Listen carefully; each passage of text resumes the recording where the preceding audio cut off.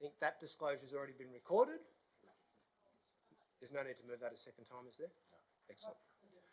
Can I ask everyone to please stand for a moment of quiet contemplation? A point of order. What's a disclosure? It was one that was made last week. I'll just ask everyone to refrain from speaking while we have the moment of quiet contemplation.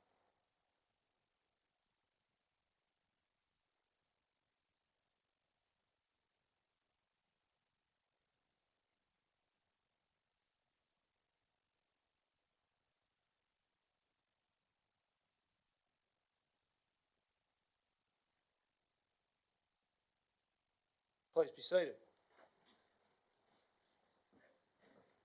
Now, are there minutes that need to be adopted? I'm just working off the last business paper. Public forum, are there any registered speakers? Excellent. No condolence motions. Mayoral minutes have all been resolved, except for the one that's been tabled for tonight. Councillors will be in possession of a mayoral minute that I have tabled for consideration this evening. I don't believe it's controversial. It's stating council's opposition to the recent information that we received from the government and from their road builders that they will be compulsorily acquiring, I guess is the right description, the newly opened netball courts in Harbourfield for a period of 6 months. This is a pretty bitter blow to discover that we've just spent $800,000 on new multi-purpose courts only to have the government unilaterally decide that they will take them before a single season can be played on those netball courts. Now, I know there was not unanimity in the council as to whether the court should be built there or where the best investment in sporting infrastructure might be, but I'm sure there is unanimity for the position that we can't have the government, anytime one of their engineers thinks that it's a good idea, come and take our sport and recreation facilities, especially ones that we've just spent close to $1 million on building. So I'm seeking that we get in touch with the government, explain that we're completely opposed to this, ask them to justify why it needs to occur, and to explain to us precisely what assessment process they've gone through to determine that the newly opened netball courts are the best location for yet another construction site associated with WestConnex. In the interim, we also need them to actually confirm in writing what they're proposing. All they've done is turn up to talk to council officers and give a verbal diktat that they would be acquiring the netball courts, which, to be totally frank, and I'm glad that this is in the public domain, is utterly disrespectful and really does mark the way that this government has conducted itself in relation to the WestConnex project and the Inner West community from the very beginning, for more than half a decade now. I went down yesterday to meet with the representatives of the netball clubs at those courts to talk about what the impact would be on them. And they were heartbroken, to be frank. These are courts that they've advocated for a very long time. In the former Leichhardt municipality, there wasn't a single netball court, which was a gender disparity disgrace. And now we finally opened something new and positive, and they were really disappointed, not for themselves, but for the kids that they coach and represent. So I think we need to demand from the government that they explain to us exactly why they've come to this decision. And at the very least, we need to insist on written confirmation about what the compensation will be and the fact that they are actually going to return the courts to the community subsequently. So I'll move that way and open to any discussion from councillors. Councillor Passis. Yes, so you're, through you to the appropriate officers. Yes. Or whoever knows about this. WestConnex never raised this with council? I'll put that question to the officers. Through the chair, councillors, no, council only became aware of the desire for WestConnex to take the courts in late last year, December. When we met with representatives of WestConnex in the last 2 weeks, they'd had identified and advised council that their need for the acquisition of the courts only arose in about October of last year. Well, I have different information. We had a WestConnex officer, did we not, that we were paying? Who did the WestConnex people contact, and was the officer on board with all this information? I'm led to believe that council were told in October that there may be a reason that they had to go on that part of Hawthorn Parade. They weren't 100%, but council was tentatively told in October. Now, we're in March, and I did not know about this until somebody telephoned me and said what the mayor has on his Facebook. It's 3 months. If we were told this in October, I'm not going against it, you just said December, but if that was happening, councils were never ever told. We learn what's happening. I learn secondhand. I don't look at the mayor's Facebook. This is not good enough. And what did our West Connex officer do? Was he aware of this? Is he still engaged by council? I can understand with such a project, and I know that West Connex hasn't always been 100% dealing with this council or its residents. But then again, neither is council dealing with its residents. They're not always up front and straight out. People are left in the dark on a lot of things.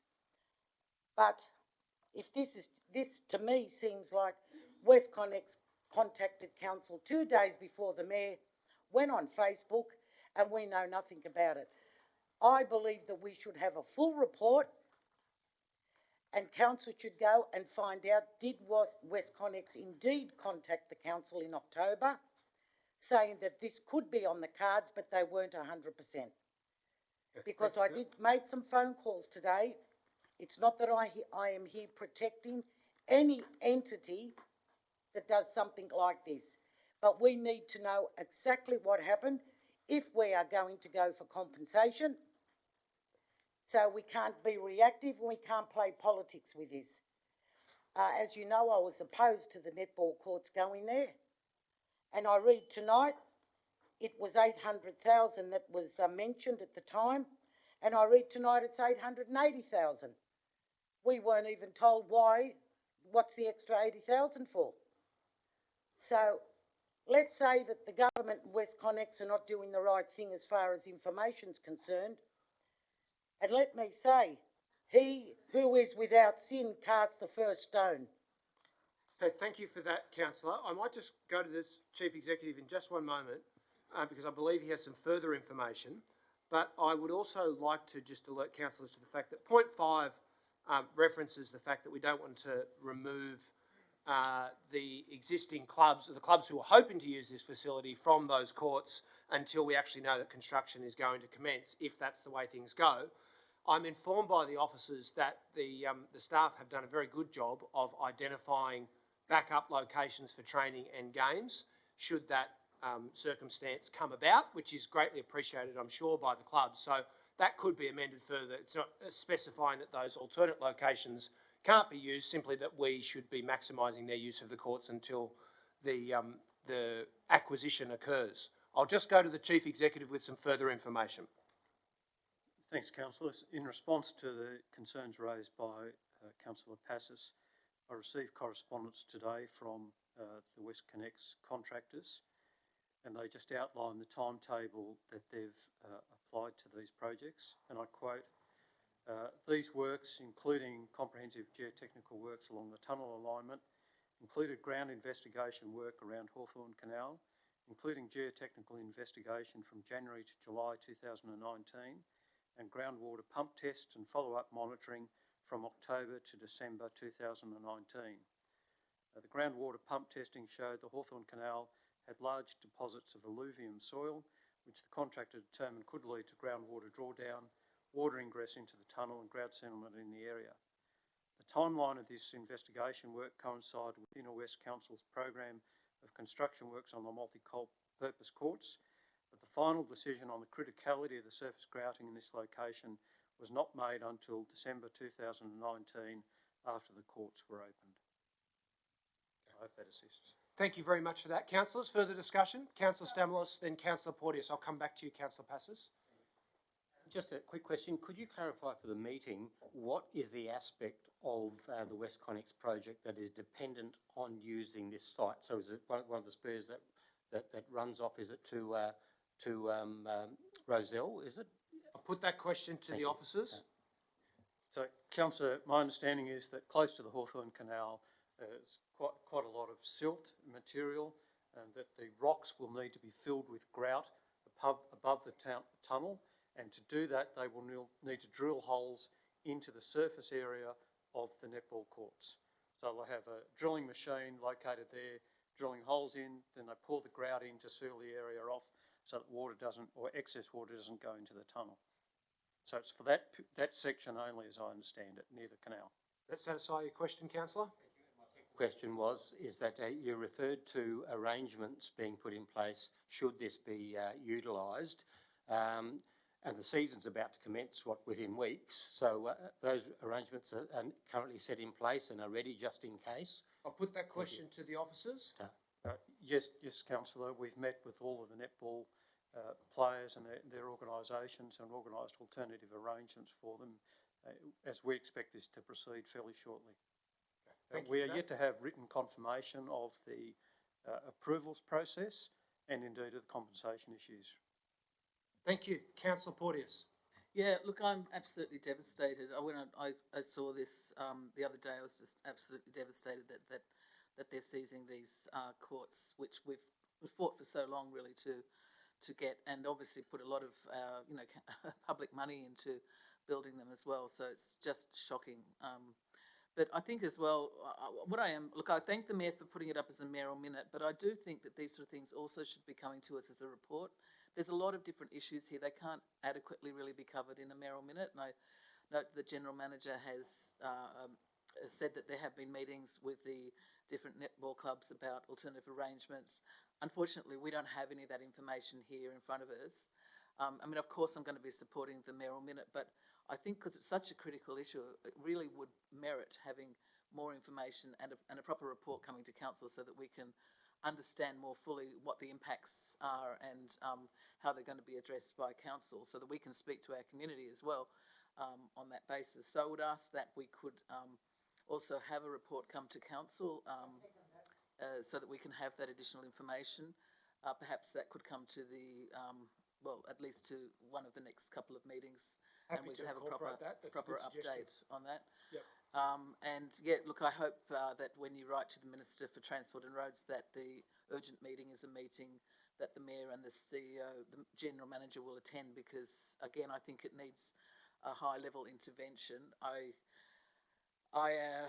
really think we should fight very hard to try and preserve these courts if we possibly can from being seized. We've had some very good success down in Darley Road, so I would hope that we could have some success on this as well. But I guess the other thing just to note as well is how critical it is that we have the resources within council to stay on top of what's happening with WestConnex and what will happen with the Western Harbour Tunnel as well. And again, there's a couple of motions that are coming up to councillors later on this evening, both about how we address the Western Harbour Tunnel and the environmental impact statement, which is now out, and also about the community liaison forum for the WestConnex, which has been disbanded. I think that they're both such important issues. This is impacting daily on the lives of a lot of our residents. It's impacting on us as a council, and the fact we don't have any resources within council which are fully applied to WestConnex now and to the impacts of WestConnex is, I think, something we do need to address, because I'm hearing every day people really upset about the fact that they go to council, they don't know who to go to, they don't know where to get information. They're lost in the quagmire of lots of different departments, lots of different people in council. We're just not providing that go-to kind of information, and the forum, while it may not have been a perfect vehicle, was certainly one of the ways that people could get that information and disseminate it out to the wider community. So Thank you, councillor. I just want to raise that as an issue as well. Thank you. Thank you very much. Is there any further discussion? Councillor De Cruz, then Councillor Passos. I just had a quick question, because a couple of weeks ago we awarded a tender for the construction of a path in Rescind Reserve. Will that be impacted, or is it specifically just the netball courts? I'll put that question to the officers.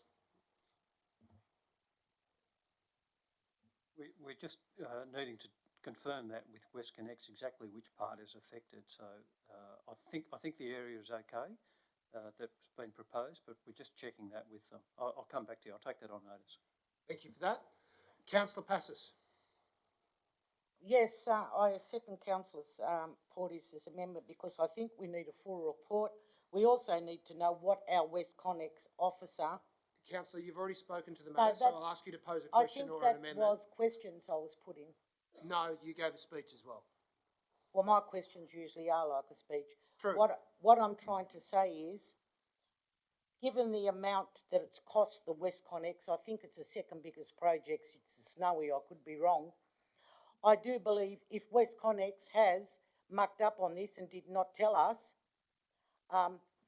given what it's cost to date, I don't think they're going to quibble about reinstating the Councillor, netball I'm going to ask you to courts. pose a question or an amendment. If not, we'll get on with the rest of the matter. No, I was speaking, no, You've spoken already. I was asking questions before. No, you spoke. The Okay, clock ran Mr. down. I can see what mood you're in tonight. I'm in a mood to keep the meeting code Yep. of practice. Yep, Councillor Macri. Just a question, Chair.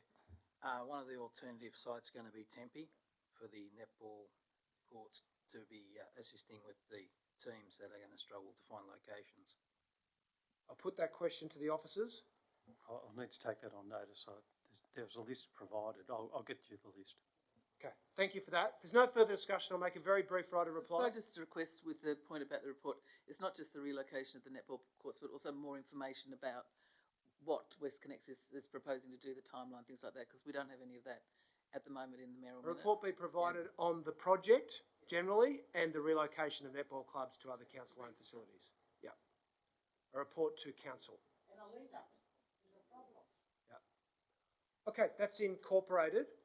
I'll make a very brief right of reply, which is to say, I don't think it really matters whether they decided in December or whether they decided in February or whether they tried to contact someone on Christmas Day. The essential point is that at every point through this project, the plans have morphed. They've never actually done the planning properly, and as a consequence, we've had park after park after park, which has been targeted after we were told that it was safe. And that incompetent planning is the complaint that we have, and it's a legitimate complaint. So I don't care whether they notified us by, fax or telegram or whatever it was or whenever it was. We're not giving up our netball courts. We want the kids who've been waiting for those netball courts for 5 years to actually play a season on them before they get destroyed. And I think that's the in-principle position that we're adopting tonight, not let's have a look at whether they told us on Boxing Day or not. So I'll put that. All those in favour, please raise your hands. All those against? That has been carried. There's no further mayoral minutes. I'll just ask Mr Naylor, so where does that bring us to on the agenda? We finished at item 6. So we're up to item 6, Housing and Transport Strategies Post-Exhibition Report. Councillor Drury. Mayor, may I move the recommendation with amendment, please? And if that could be brought up. Yep, thanks, mate. Now, I feel like we've had a fairly extensive debate and discussion on this item at the last meeting. To my mind, there was one point of contention. Can we bring it up, please? And that related to the treatment of Carrington Road. I have thought long and hard about the amendments that I would seek to the housing and transport study and decided not to include those items that relate to Carrington Road. I do bring forward the items that relate to Dulwich Hill, and as I said last time, I thank the officers for working with representatives from Dulwich Hill on that, and I'm happy to bring forward the items in relation to housing. I propose to leave it there in view of the length of the agenda and the need to get through and make important decisions for our community. Thank you, Councillor. Is there a seconder for that primary motion? Seconded by Councillor McKenna. Do you wish to speak to it? You'll reserve your right. Further discussion. Councillor Lockie. Yeah, with apologies to the lateness of the amendments I sent through this afternoon, just a couple of quick amendments to the draft transport strategy, which is, hopefully the minute keepers have got it. Essentially what it's looking for is there were a couple of action points relating to electric vehicle charging. Yeah, and it's just they were given a time frame in the strategy of 5 to 10 years, but staff have confirmed that they can look at that within 5. Councillor Lockie's amendment is accepted by Councillor Drury. Further discussion? Councillor Passis, then Councillor De Cruz, then Councillor Porteous.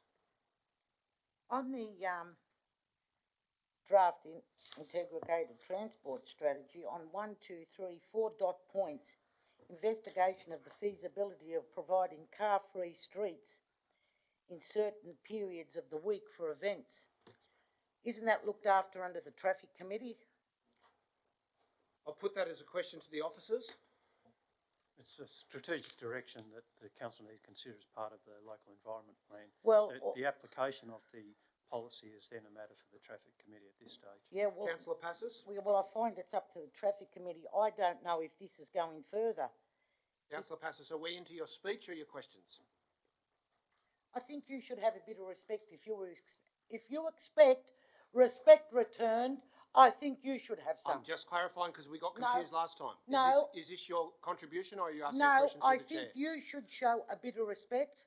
Well, if you want to clarify, all you have to say is question through the chair. Again, will you stop playing your games? Why, you're upset because you can't be putting anything on Facebook? We're keeping an eye on you, are you? Councillor Passis, are you making No, a speech? no, I'm not making a Okay, speech. well, if you can't desist, I'll have to adjourn the meeting. Of course, because you don't want my emotions later on I in don't the want people evening to be come yelled up. at and I want to conclude the meeting at a reasonable time. Okay, is there further discussion? Councillor Macri. Oh, yes, sorry, Councillor De Cruz, then Councillor Porteous, then Councillor Macri. I just like Victor so much. So I've sent Catherine through some amendments. The first amendment is that I actually am concerned that we're talking about a lot of housing development without the supporting social infrastructure to go along with it.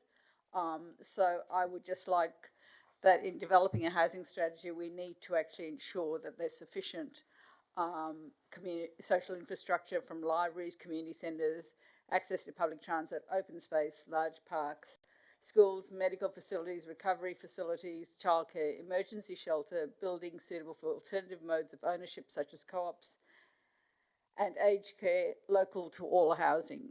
In aged care, we'd really like to age in our own community, and we need a diversity of housing. So hopefully councillors will support that amendment. The second one is there's been an incredible uptake of electric bicycles in Sydney. It's actually flattened out Sydney because I think it wasn't popular to ride in a non-flat place, but it's just been incredible, that uptake. And I think we really do need to consider electric bicycles specifically in our bicycle plans because they're heavier vehicles, they're faster, and one of the issues is you can't push them and you can't go slow on them. So we just need to be really cautious that when we're doing our bicycle plan, we've allowed for electric bicycles and in particular cargo bikes and delivery bicycles. There's a reference to e-bikes, but I think people think that that's to do with share bikes. I'm talking about personal, privately owned bicycles. And the third point is in relation to informing councillors how the transport strategies and the housing strategy, and I believe the economic strategy, which is coming to us soon, and the LSPS, which we submitted to the state, we agreed to submit to the state government last week, how those things relate to the LEP and DCP. So if you can actually help some of us councillors who are new to the role on how the development of an LEP and DCP occurs, we would really appreciate both face-to-face briefings and as well as the briefing notes which we have received to date in the development of these strategies. So if we can actually receive some face-to-face briefings, that would be very helpful for us. Thank you. Okay, we'll come back to whether Councillor Drury wants to incorporate that. Further discussion? Councillor Porteous. Yeah, look, in terms of the transport strategy, one thing that I was a bit concerned was because you can't look at transport in the inner west without looking at the impact of WestConnex and looking at what the impact of the Western Harbour Tunnel is going to be. And it's disappointing that in the transport strategy, apart from the fact it's not actually up to date, because there's things that have happened since, like the ferry on demand, which are not in the transport strategy at all. But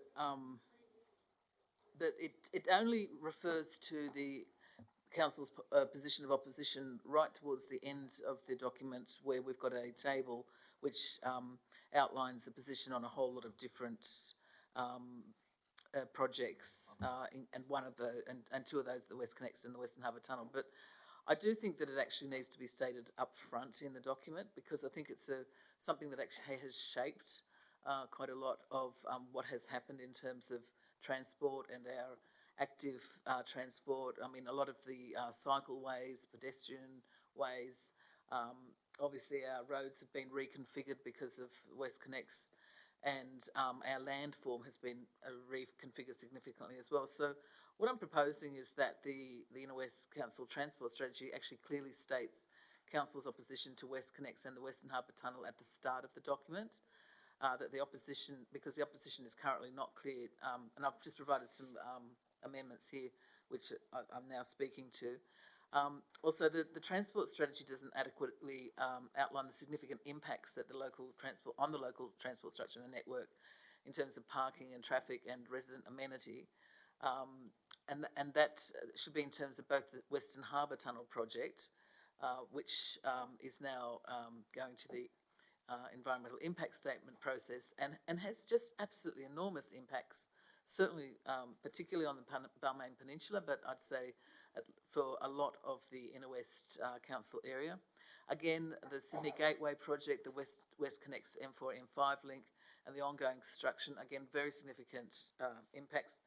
And the other thing that I'm quite concerned about is that while there is one mention of induced traffic, there's only one mention of induced traffic in the whole document.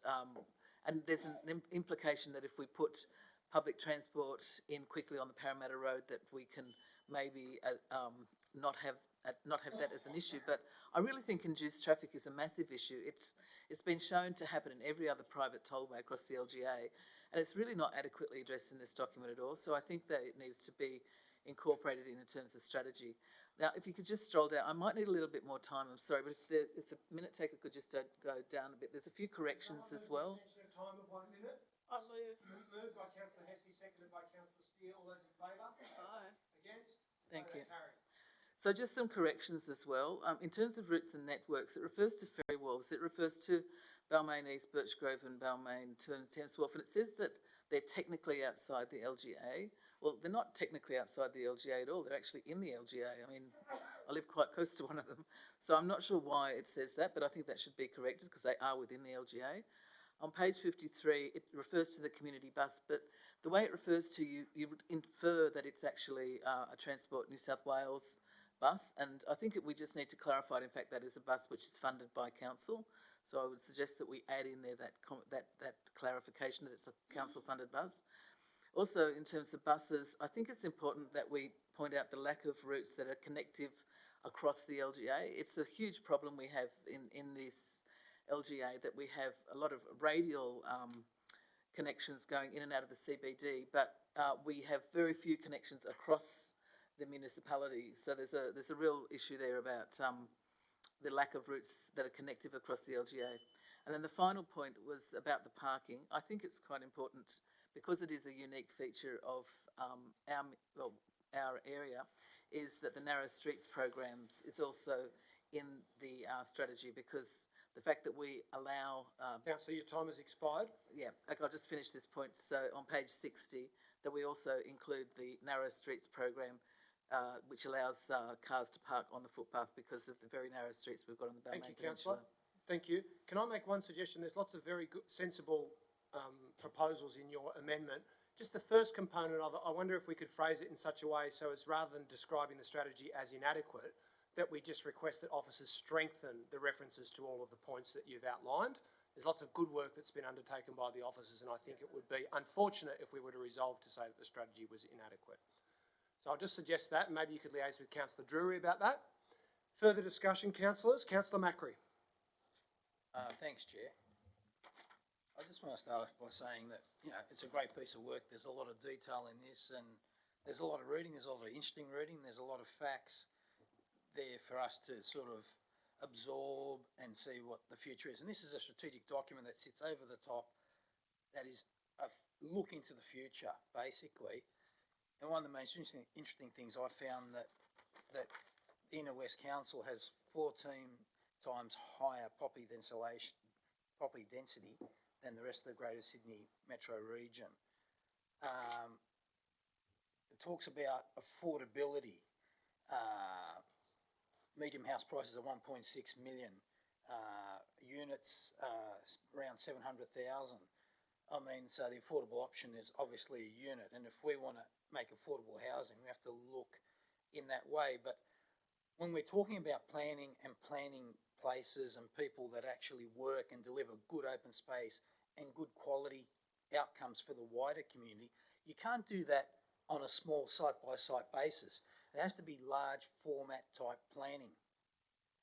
That's where my concern about closing the door on the Carrington Road discussion, it's actually taking that out, because then what we're effectively doing is actually saying, staff, don't talk, don't get involved with this, don't say anything about it, it's not going to budge. But what the situation is, we're closing the door at council's point, we're opening the door for the proponent then to go to the state government and deal directly with them, and it takes our community out of the project. And that's my big concern with this. The LEP is there, it's made. It actually says there can be no residential development on Carrington Road, and that's fine. Doesn't mean we shouldn't talk about it and strive to actually get an outcome that benefits the community and everyone down in that area. We've seen what's happened down there with the recent storms, and it's not the recent storms, it's when there's a minor event, the same thing happens. So I'm concerned about that. I know where the numbers lie, I'm not silly. But I think later on, as with the basketball courts or the multi-purpose courts at Carrington, at Richard Murden Reserve, I think we might eat the same pie as we've eaten here tonight if we proceed down that path. Not being in the game, in the decision. That's all I'll say. Thank you. Okay, I'll go to Councillor McKenna, then Councillor Hesse, and then I might make a few comments in relation to Carrington Road. Councillor McKenna. Mayor, we've had this document for months. I really find it very challenging to have to deal with this many amendments to a document that we have had for this many months. At least 4 months, I would say, sometime maybe September last year. It is really too difficult in the chamber to try and deal with this many, especially when we are being asked to incorporate all of the issues about state government. I'm not comfortable with the WestConnex thing. Everybody knows we oppose WestConnex, but do we really, is that appropriate in our transport strategy? I really need to think about that. So I would just implore my fellow councillors to deal with these things in the proper time frame, not at the last minute. We dealt with this last week, and here we are with another 20 amendments, and some of each of these points have got 10 different things in them. It is just too difficult. Thank you for that. Councillor Hesse. Thanks, Chair. Look, I might respond, and not civilly, of course, to Councillor McKenna. Look, I understand this. It is difficult. I think it's difficult because we're not... No, I understand that, Councillor McKenna. I think it's because we have problems, let's be honest. We have problems working together as a council, and it's not you or I, and indeed many councillors, but it is a problem for us as a council. We don't work well together, so we don't deal with these things in a way which I think allows a good discussion of it, and I think that's life. I don't think that's a good thing, but that's what it is. So we're kind of stuck. So I'm going to start off with one apology, if you like. I was contacted by a resident late this afternoon. I've sent the amendments to Catherine. It's on very, very briefly, it's about the light rail, that light rail be considered as well as a guided electric transit system. So it's an amendment to Principle G of the Transport Strategy, that light rail builds on a system that has already been established and is strongly supported in our community. It was promised by the New South Wales government as part of the WestConnex project. I won't go into the details. It will be up there. I've sent that to Catherine. I do believe it's an in-principle thing. It doesn't say it excluding one thing or the other. It just says it asks it to be considered as part of it, and I would encourage all councillors to include it there. I will recap briefly on Carrington Road and Councillor McAree's comments.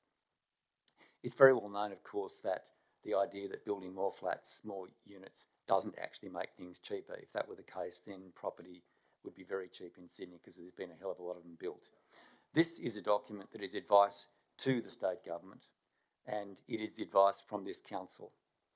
And the advice from our community is, and the advice from the consultants is, that this is an area which is so heavily constrained that it should not have residential on it. I won't bore people with the details, they can read it themselves, but it is a very, very, I think, considered document in this part, and it deserves the support of all councillors, and it deserves our strong view being expressed to the state government that this is something that they should not unpack because the consultants have been very, very clear about it. Our community is very, very clear about it, and I thank councillors who've considered that. I thank Councillor Drury for his consideration of it, and I thank residents who are here tonight who have not just here tonight, but their work over the last 2.5+ years on this matter. So I do hope councillors will support the proposal, the plan in this regard as it's printed in the document. Thank you. Thank you, Councillor Hesse. I might speak very briefly. I begin by saying that I regularly agree with Councillor Macri. I have great regard for Councillor Macri's policy views and local expertise. He's an excellent councillor, but on this issue I do differ with him. And I think it's better for the council to be very clear about our unchanged position that we don't support residential development on Carrington Road. We know that the industrial precinct there is home to some of the most important creative businesses in Australia that service the film industry in Sydney, that have a huge impact on the whole metropolitan economy. They're very well tenanted. I presume that they're profitable. And we have a very large number of local businesses with a real local identity in that precinct, many of whom are owned by people who live locally, and their view is absolutely unambiguous. They don't want to leave. They know that we don't have enough industrial land. That's supported by the expert advice that we've received and by the established political position of this council. And whilst I'm very grateful to Mirvac for the beautiful library that they have built for us on Marrickville Road, and I pay tribute to them for the amazing public contribution that they have made very generously. They spent more than they needed to. However, that doesn't justify just down the road in South Marrickville putting forward a proposal that is utterly inappropriate for the local conditions. And we won't be supporting it now. I won't be supporting it next year. I don't think we should ever be supporting rezoning that land away from industrial until we've got a government that actually makes sure that industries that exist down there have other places to go. If that shuts down tomorrow, the place that they have to go is Blacktown, where they can't service the CBD. So it would be economic suicide for us here in the Inner West, where, with an established objective of being the national capital of independent arts and culture, to take away or allow to be taken away the very employment lands that that objective depends upon. So I can't be much clearer than that. As mayor of this council, I'll never support it. And I hope that the property owners and Mirvac can come forward with a proposal for another site where residential development can be supported.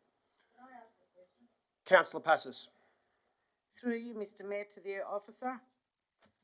Even if councillors decided to support this rezoning, would there be a condition in anything that came before this council after rezoning, any type of development, that a certain part of that development would have to be industrial? Put that question to the officers. That's a fairly hypothetical question, Councillor, and it would depend on the nature of any planning proposal that council in fact supported. Staff have consistently maintained the need for the retention of industrial and employment generating lands on that site.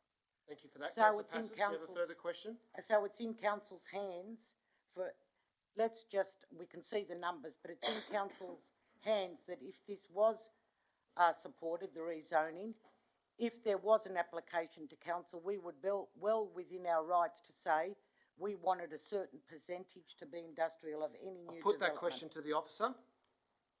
I think what you've got before you, councillor, is a guiding document, a housing strategy, and it's suggesting that it's not at the moment, that particular site is not appropriate for residential land use. This document sets the guiding principles for applications that come after it. Yeah, I understand that. I think the question has been answered. Do you have a different question? Now, do we have the right or the power, and I think we have, but I'd like to just hear it, to insist on a certain percentage of any development application to be industrial? In a rezoning proposal, yes. Yes. Of course. Thank you. That's all I wanted to. Okay, is there any further discussion? If not, I'll go to Councillor Drury for his right of reply.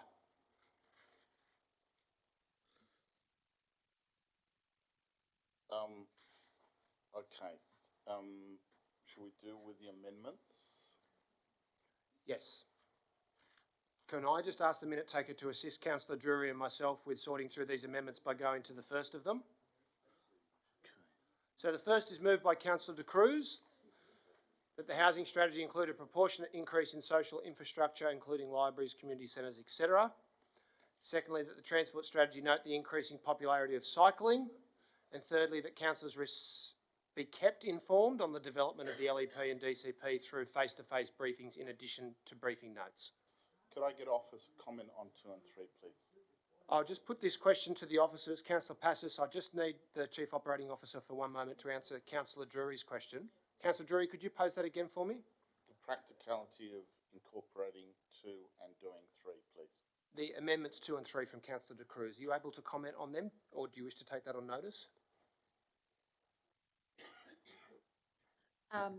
Point 2 would simply be an annotation within the document itself. The plan actually has references to e-bikes within it, so there's very little issue from the staff point of view. And regarding point 3, councillors have been well kept informed, I believe, throughout the process of the LEP and DCP development, and will continue to do so. Thank you for that. Councillor Drury? I'll accept 2 and 3. I believe 1 is tantamount to an attempt to completely rewrite the document at the last moment. Okay, so amendments 2 and 3 from Councillor De Cruz are incorporated into the primary motion. We'll come back to vote on amendment 1. Is there a seconder for that amendment? It's seconded by Councillor Porteous. Could I ask the minute taker to scroll down, please? Next amendments are from Councillor Porteous. Could I also get officer comment in relation to... It's quite a stretch to ask them to comment on the thing in its entirety. It runs for more than a page.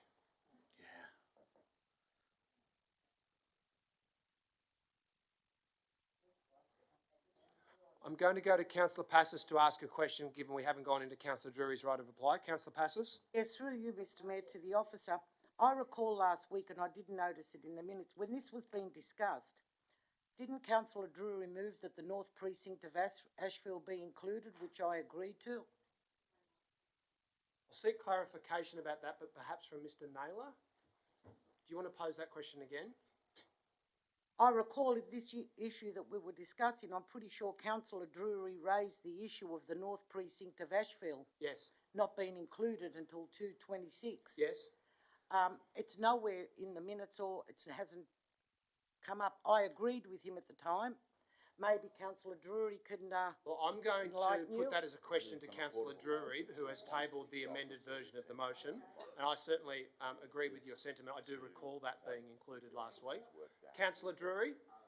Councillor Okay, Passos got a question about an amendment that was incorporated into the primary motion of the discontinued meeting in relation to extending the existing zoning on the southern side of Ashfield Station to the northern side. That doesn't appear in the primary motion that you've tabled. Is that an error, or was that your intention to leave that incorporated into your motion this time? Okay,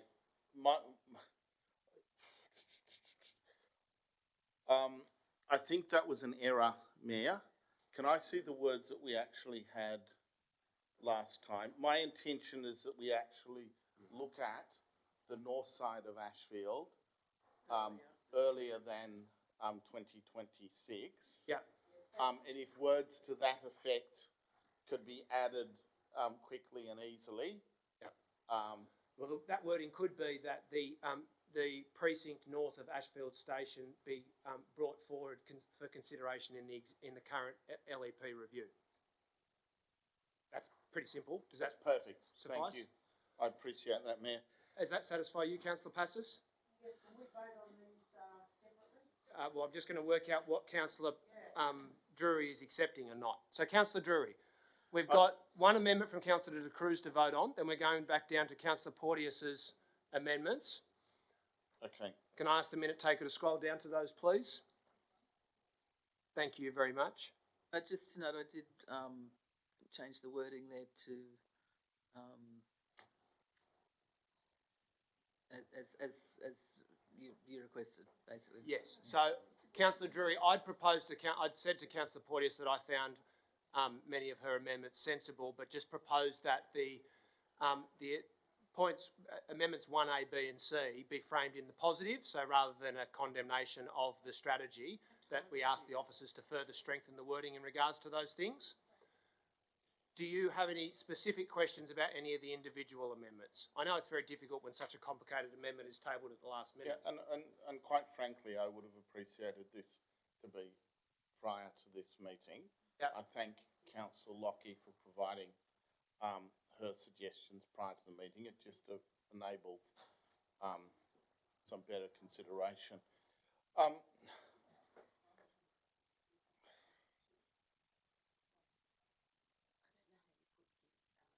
I'm disinclined to accept these. They can be voted on separately, now that you've made that determination. Are there any further amendments that we need to deal with before we go to Councillor Drury for his right of reply? Were there any further tabled amendments? One. The one from Councillor Hesse. If we could scroll down to that, please. The council amendment,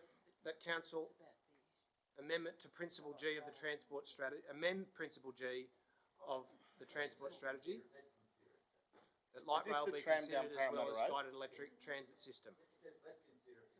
Okay, can I get councillor officers' advice on that, please? Okay, I'll put that question to the council officers. Councillor Drury is seeking advice about the impact of the Hesse amendment in relation to light rail.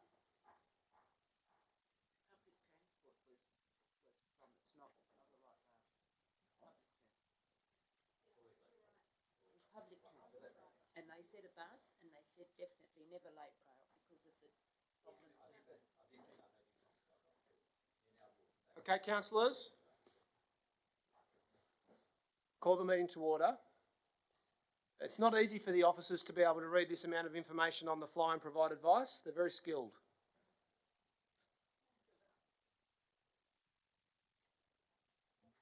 I think we could cope with that, councillors. Okay. Chief Executive says they could cope. Councillor Drury. I always enjoy hearing our CEO coping with these sorts of things. Thank you. So a right of reply.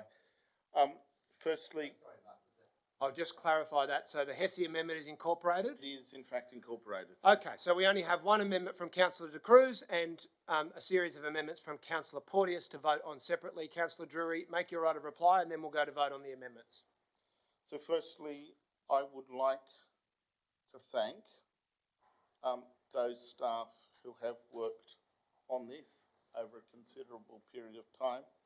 I would particularly like to highlight the work of Terry Southwell and Harjit Atwell, who finally brought this to us in the format we have. I understand there are many other staff who have worked on this on the way through. But these are guiding documents, the documents that led us into adopting the statement that we did last meeting, which I believe was fundamentally important. and which will shape our thinking as we have further discussions towards the LEP and the DCP.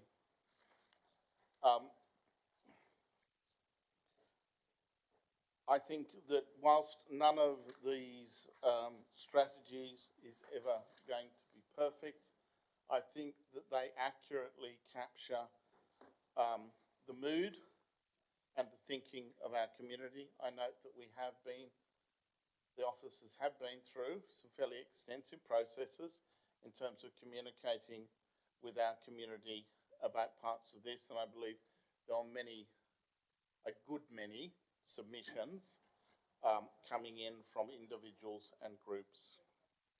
I would like to thank particularly those groups who have been very active in relation to particularly the housing strategy, and in particular I would like to mention the Save Dully group and the Save Marrickville group, whose representations to me on these matters have been realistic, have been well thought through, and have been easy to actually look at and conducted in a useful and respectful manner. Not all representations I get on matters are such, and I do genuinely thank those groups, and I believe this document is the better for their input. I'd urge all councillors to support this going through. Thank you, councillor. We'll go to the amendments to be voted on. The first is moved by councillor De Cruz, seconded by councillor Porteous. Sorry, I need some clarification on one of the amendments the from debate has closed, but I'll give you some leeway. No, but before I can vote, councillor Porteous has matter. one point on her amendments, I think it says to allow cars to park on the footpath in Balmain. Yes, I don't think that's legal. it is in Balmain. Why is Balmain another part of Australia? According to the RMS, yes. We fought that a few years ago. So it's legal to park on the footpath. What about the same? I'll call the meeting to order. Yes. No, you've identified some problems with the scheme. Nonetheless, it does exist. So I'll put the De Cruz Porteous amendment. All those in favour, please raise your hands. 1, 2, 3, 4, 5. All those against? 1, 2, 3, 4, 5, 6, 7, 8, 9. That has been defeated. Now, councillor Porteous, did you want me to deal with your amendments separately? Yep, okay, we'll go to... Yes, is there a seconder? Oh, bloody hell, it takes a lot of synchronicity. Is there a seconder for the motion? Seconded by councillor Steer. So we're moving councillor Porteous's first amendment. I'll ask the minute taker to scroll down, which is a series of things that need to have greater emphasis, according to councillor Porteous, in the strategy. Yes, in terms of WestConnex. Moved by councillor Porteous, seconded by councillor Steer. All those in favour, please raise your hands. 1, 2, 3, 4, 5, 6, 7. All those against? 1, 2, 3, 4, 5, 6, 7. I'll use my casting vote to defeat that. We've got the next amendments from councillor Porteous, seconded by councillor Steer.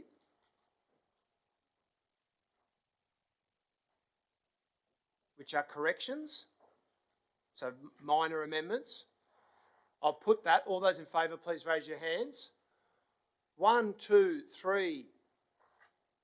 It's unanimous, I think. Believe that's so? Okay, I'll recommit that. Sorry, I was presumptive there. So we're moving, councillor Porteous has moved a series of corrections which are on the screen, minor in nature. So it's seconded by councillor Steer. All those in favour, please raise your hand. 1, 2, 3, 4, 5, 6, 7, 8, 9, 10, 11, 12. Are they correct? 13, yes. Okay. 13, 14, that is unanimous. There you go, I was right.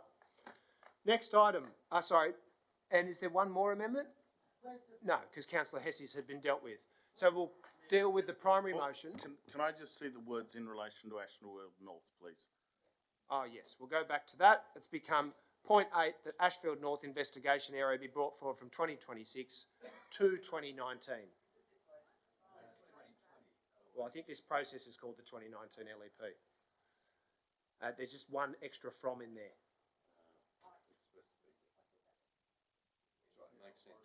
Okay, right, excellent. Better grammatical sense than me. I'll put that. All those in favour, please raise your hands. All those against, that has been carried unanimously. Next item.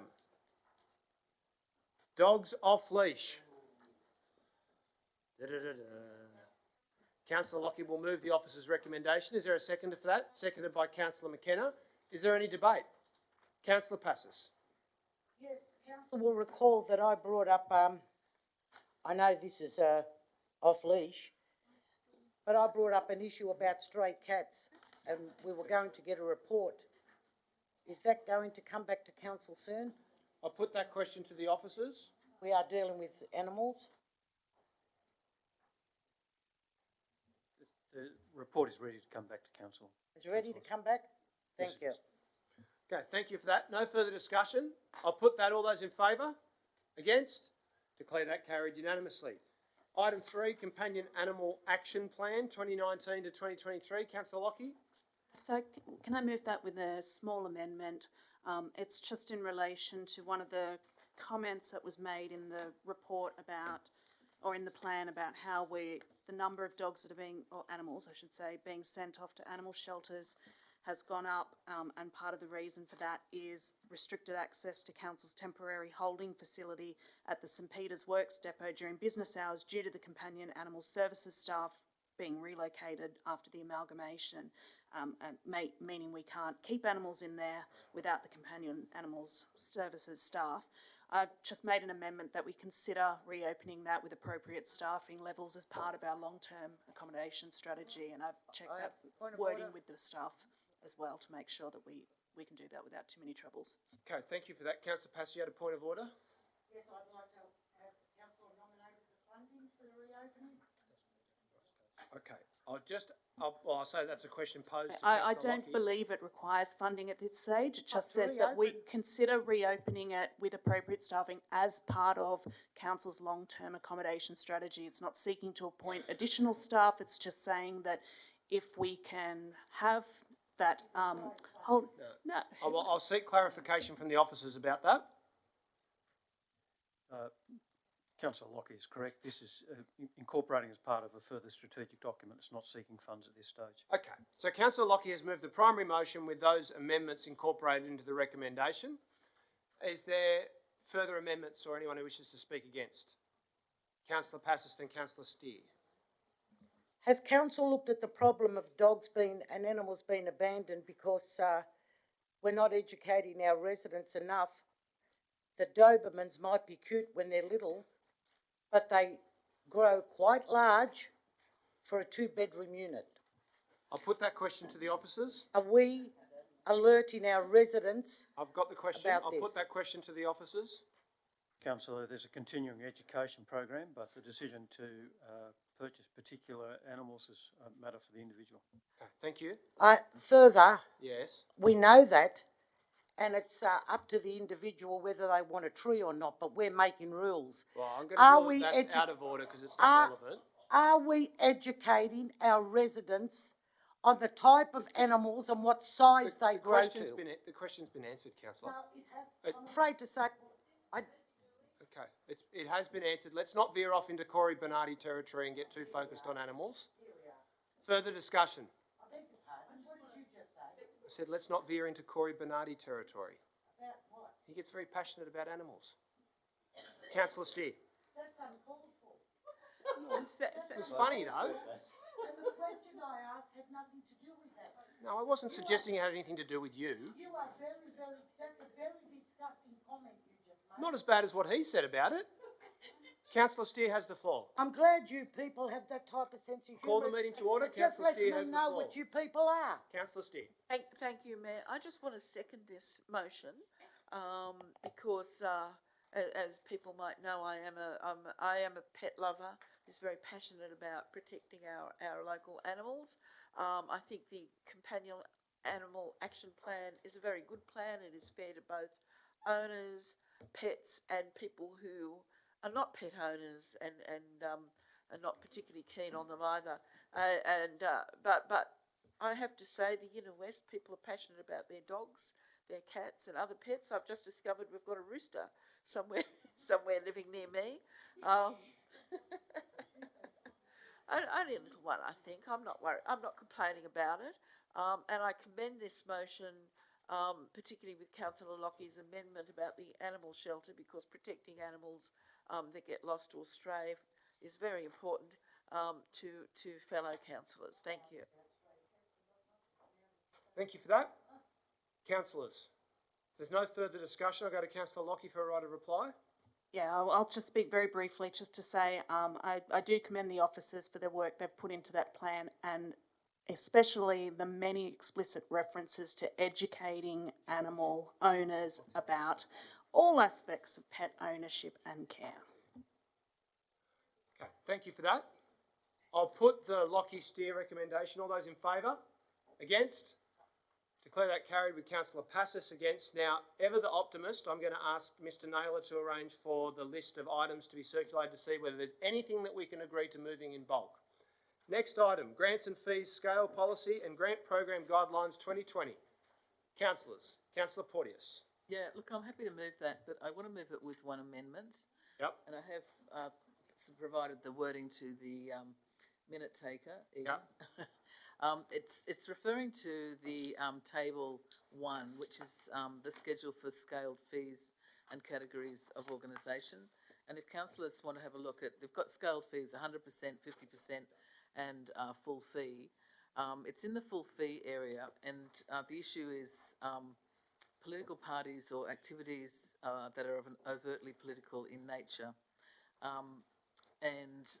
If that's in the reference to the organisation, and then in the reference to the examples, again, it gives political rallies or overtly political public events. Now, what I'm proposing, because my concern with this is that I think the intention is to capture political parties running rallies or running big public events, etc., that obviously we don't want to be giving them, we want them to be paying full fee. What I don't think we want to capture with this is if the local community is very upset about a big development and wants to run a community meeting, or they want to have a rally, or they want to basically have their voice, as has happened many occasions for all of us councillors who've been on council for a while. We've been involved in a lot of different communities who have run a lot of different community events. My concern is that the interpretation of overtly political could easily become something that would finish in that category that unintentionally. So, for example, if our community down in Balmain wants to protest against the Western Harbour Tunnel, for example, because we're going to lose the Tigers site, we're going to lose a beautiful park down in Birch Grove. If they want to have a rally, potentially they would have to pay full fee with this, because it could be interpreted as that is overtly political. Because the interpretation comes down to the individual staff officer who's interpreting it. My concern is that some staff officers would interpret that as not being overtly political, and others may interpret it as being overtly political. So, to avoid doubt, I think it's better to clarify what we mean is political parties. So what I'm proposing is we remove political parties in the organisations or activities that are overtly political in nature, and replace that with political parties, in inverted commas, in relation to running election-related rallies or public events. And where we've got examples, again, remove political rallies or overtly political public events and replace with election-related political party rallies or public events, so that we don't end up capturing community-led events or rallies, which I think we actually will end up capturing if we leave the wording as it is. So I hope councillors will support that. Okay, thank you, Councillor. Councillor Passis. I can't support that, because if communities are having rallies, and if it's all members of the community, I don't think a whole community belongs to one political party. And council is well within their rights, if we wanted to support a rally for the community. This states, it's in plain English, no political party is to have any fees waived. And if any councillors that belong to any political party want the town hall or want any venue so they can push their barrel, well, pay for it. That's what I'm saying. This is clear. This is clear. You have mentioned community about half a dozen times. This council has well supported the community. This says no political party. Okay, thank you for that. I'd wish to speak against the amendment. I'm certainly happy to move the officer's recommendation as a foreshadowed motion. I am concerned that the amendment that Councillor Porteous is proposing would essentially mean that, for example, the Socialist Alliance, which isn't in and of itself a political party, could come to council, as they have done over many years, seeking to get fees waived so that they could run a fundraiser, which they do use to fund their election campaigns. They wrote to myself and Councillor Porteous within the last year requesting such a use of Leichhardt Town Hall after the officers had explained that they weren't entitled to a fee waiver. I concur with Councillor Porteous that were there to be a significant event such as our opposition to Carrington Road, the proposal down there, that we can convene a public meeting, that we can convene a rally, that we can support local groups to do that no fees need to be charged, and that's done through a resolution of this council. And that's a good way to test whether there is a broad cross-section of the community who are in support of a particular event. We all know there's lots of divisions in here. If you get a majority of councillors in here supporting it, it means that there is something approaching half of the community who would be, in principle, in support of that sort of event. So I think the officers have done good work on this policy, and we shouldn't be undermining it and opening the door to all sorts of political fundraising and other activities that aren't intended uses, free uses for our town halls and community centres. Councillors, further discussion. Councillor Hesse, then Councillor Stamoulis. I think I'm happy to support the amendment, to second it. I think I sent through some amendments last week too, and I'm interested in the second one of that, I think. It's the third one, which is council decline applications for organisations or events which promote hatred or discrimination against people on the basis of their colour of their skin, cultural background, blah, blah, blah. And the reason I think that actually goes to what Councillor Byrne said, I think, which I'll step it back. The idea that we as councillors would determine a political rally is uncomfortable because it depends who's in power, often the state or federal government, as to whether people think it's political or not. And I think it's better for us to say, well, let's keep it open. I think back to 1991 when the state Liberal government closed Marrickville Hospital, a matter of great contention in Marrickville, and there was a very multi-partisan group of people, some councillors, some not, who organised a major rally, which was addressed by Andrew F. Shug. He was the state member of Marrickville at the time. Marrickville Town Hall was full to overflowing. I think everyone in the suburb of Marrickville thought that it was a bad idea to close the hospital. Now, that's history, it was done. But I think that it was undoubtedly a political event, but it was done in community solidarity to build our community. And I think that's the clear intent of what Councillor Porteous has moved. And I think it's better to have that there rather than for any council body, which is by necessity a political body, to determine what's political and what's not, what's opportune to support and what's not. I think let our residents speak. And I think my addition to Councillor Porteous's proposal, which is that council will decline applications from organisations which promote hatred, etc., I think it gives officers guidance around what's reasonable and what's not. I don't think that organisations supporting any kind of hatred should be given the free use, or in fact, even the rental use of our properties. And I think, we are, I think 12 of us are members of political parties around this table. But I think, and that represents the plurality of our community. And I think to support a pluralist society, we actually are about moderation. This is a moderate proposal by Councillor Porteous, which I think supports the political process. And I think that's the fundamental thing we should do for our community. Thank you. Okay. Councillors, Can I just note that I've picked up, Councillor, you made a good point about fundraisers. The intention was that there wouldn't be fundraisers for political parties, so I've just added in the wording fundraisers as well, and I've provided that to the minute taker, because I think that's really important, that we shouldn't be providing fundraisers with any kind of fee waiver attached to them. Okay, thank you for that. Further discussion, councillors? I've got Councillor Stamoulis, then Councillor Lockie. Yes, it's good that independents aren't mentioned here, so we don't have to pay the full fees on anything. Councillor Macri, Councillor Lockie, this is You've never paid your way, mate. You're always getting off scot-free. But on that note, look, I would like to clarify that issue that Councillor Porteous has raised, and it's very important.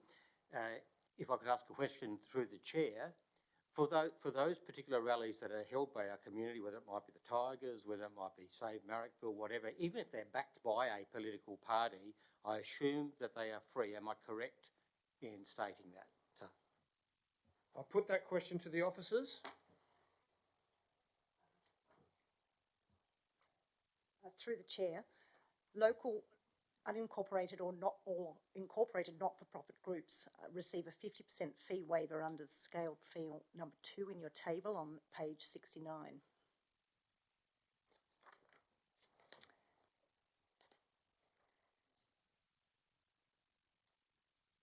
The answer to the question?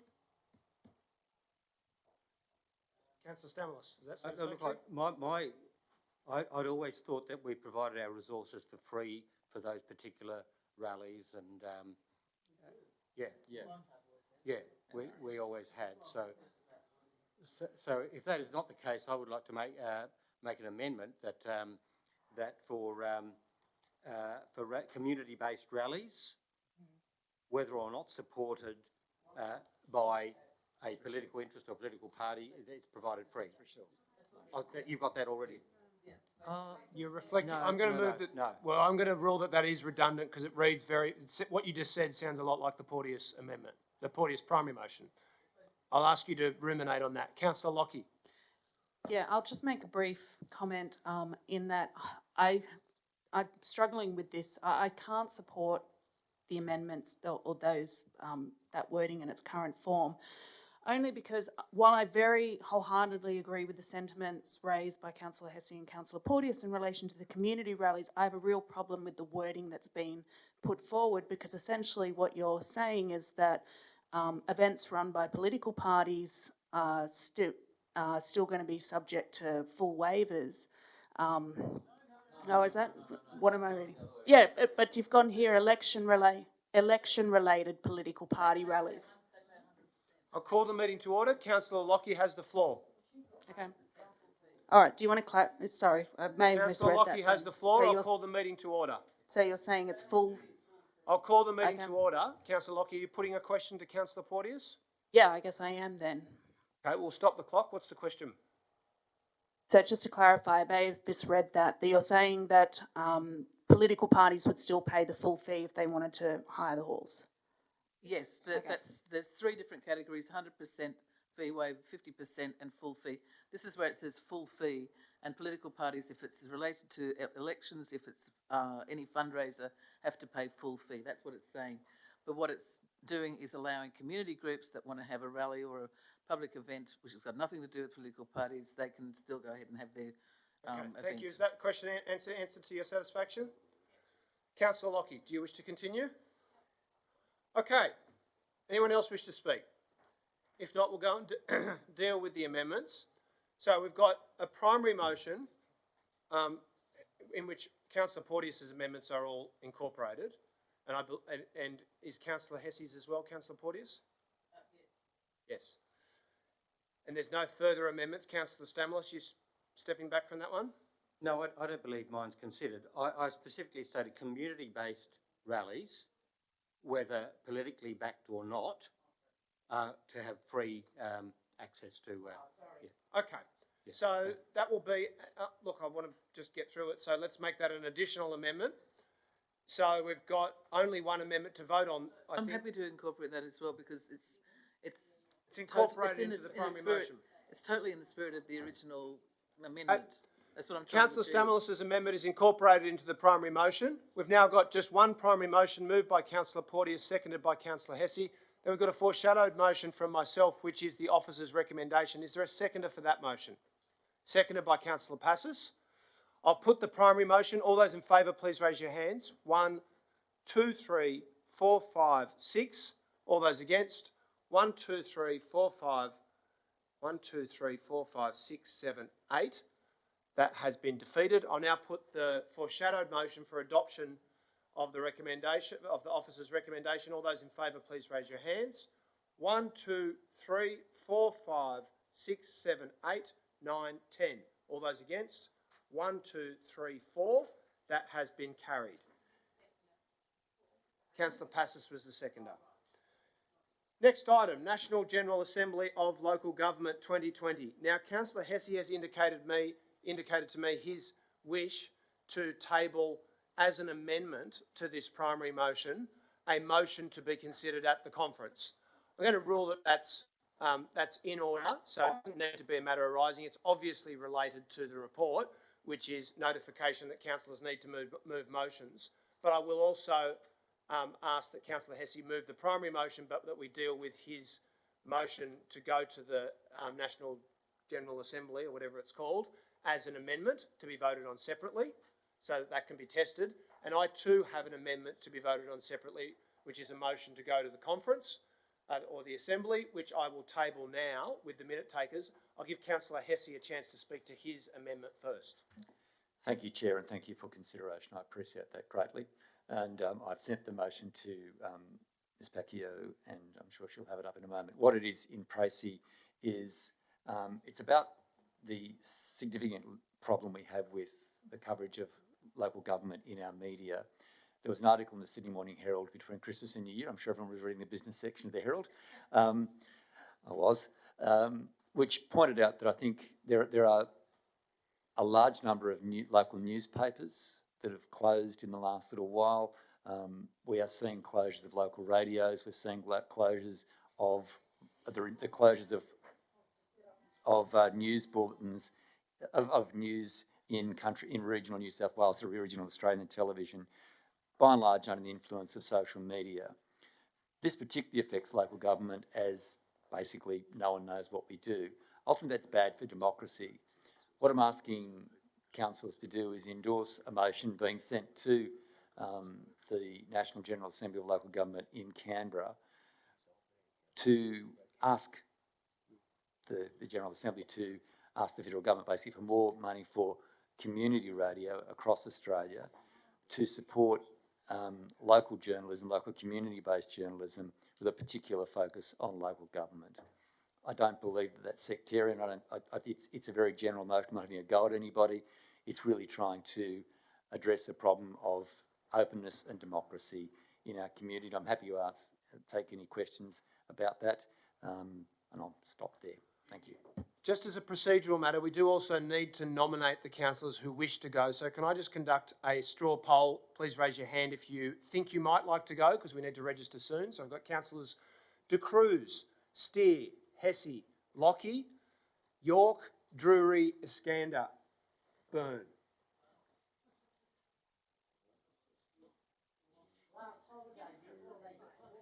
And I'll ask Mr Naylor, can you confirm when councillors will...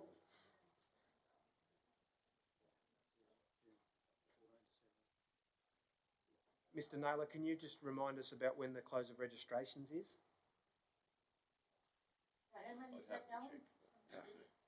So Mr Naylor will, so just for confirmation, all of those people will be registered who we've just nominated, unless you contact Mr Naylor subsequently to let him know that you don't want to go. So consider yourself registered if your name is on that list. Councillor Hesse, I'm certainly happy to second your motion to go to the conference. No need to speak to it. I've tabled a subsequent motion, which Councillor Hesse is happy to second. So we become Councillor Hesse will be the mover of the primary motion, and we're the co-sponsors of the other amendments.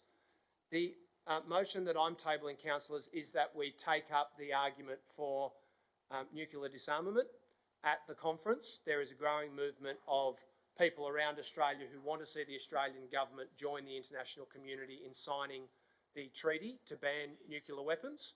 And ICANN, which has a very reputable organisation based, or at least having grown originally out of the inner west of Sydney, is going to be taking up that campaign at the conference and would like our advocacy and assistance. And I suspect it would be pretty well supported on the conference floor. So I will move that way, seconded by Councillor Hesse.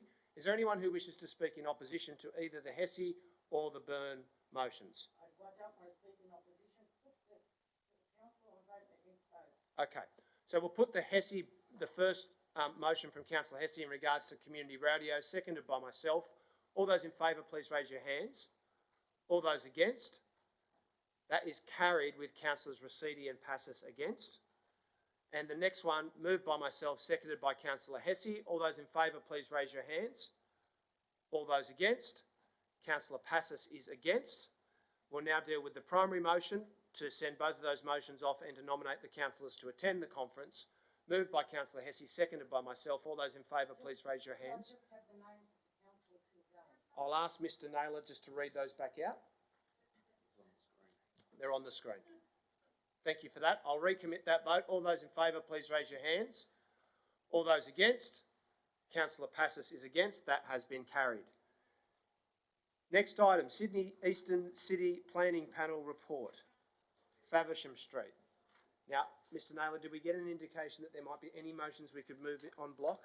I didn't get a chance, but you could propose 7, 8 and 9 on block. I'll propose that we adopt items 7, 8 and 9, which is the second quarter budget review, budget savings tracking summary and investment report. Could I ask? In a group? No, you don't. Which one do you want to ask a question on? I think it's the quarter tracking one. Okay, well, I'll propose that we take item 8 out of that and we move items 7 and 9 on block. I have questions on 7 and 9. I'll propose that we don't move anything on block.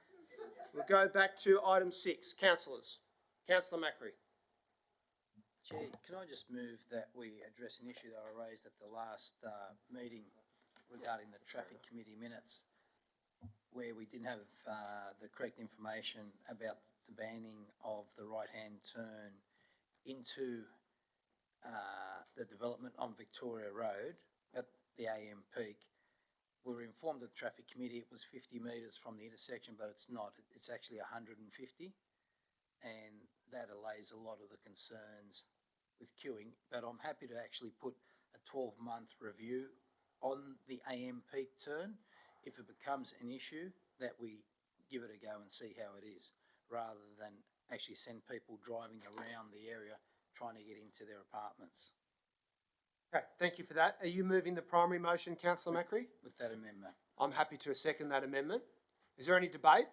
The motion is council determined whether it wishes to act as a motion, so you'd have to change the word. Support the staff recommendation with that amendment on the deleting the requirement for To be incorporated into the submission. Do you want to just liaise with the minute takers to make sure they get that right for you? Thank you very much, Mr Naylor. Further discussion, councillors? There's no further discussion. I'll just wait for Councillor Macri to liaise with the minute takers so you know what you're voting on.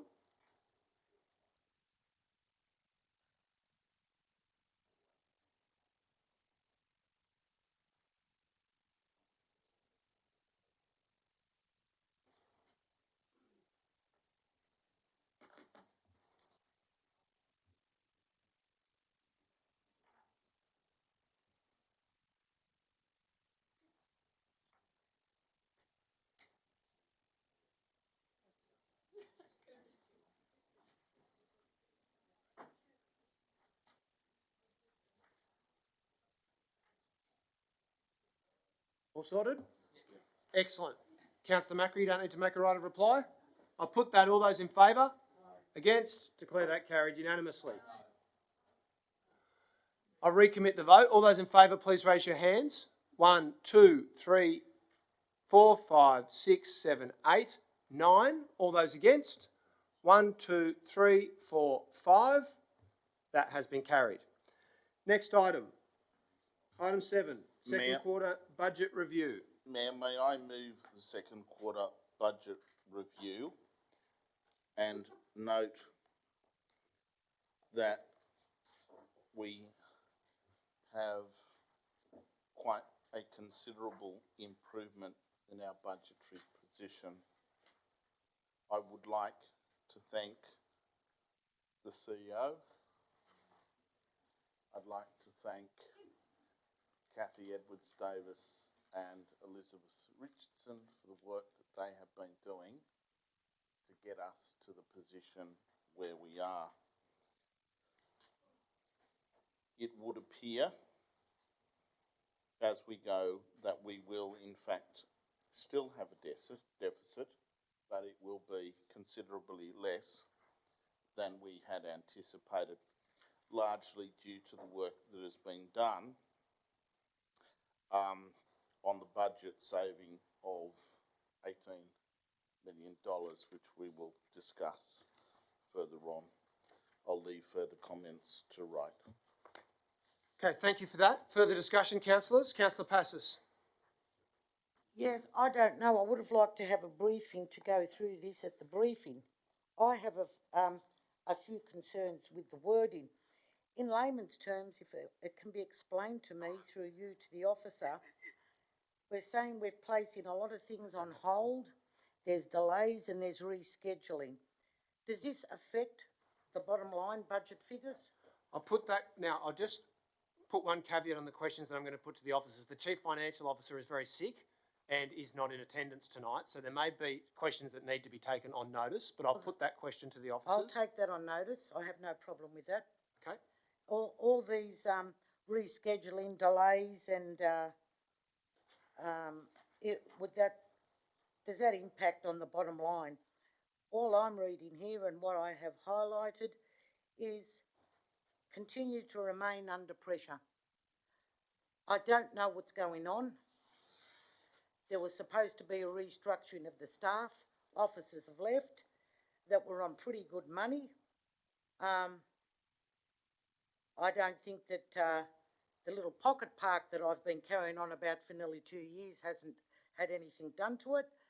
I can't see too much being done.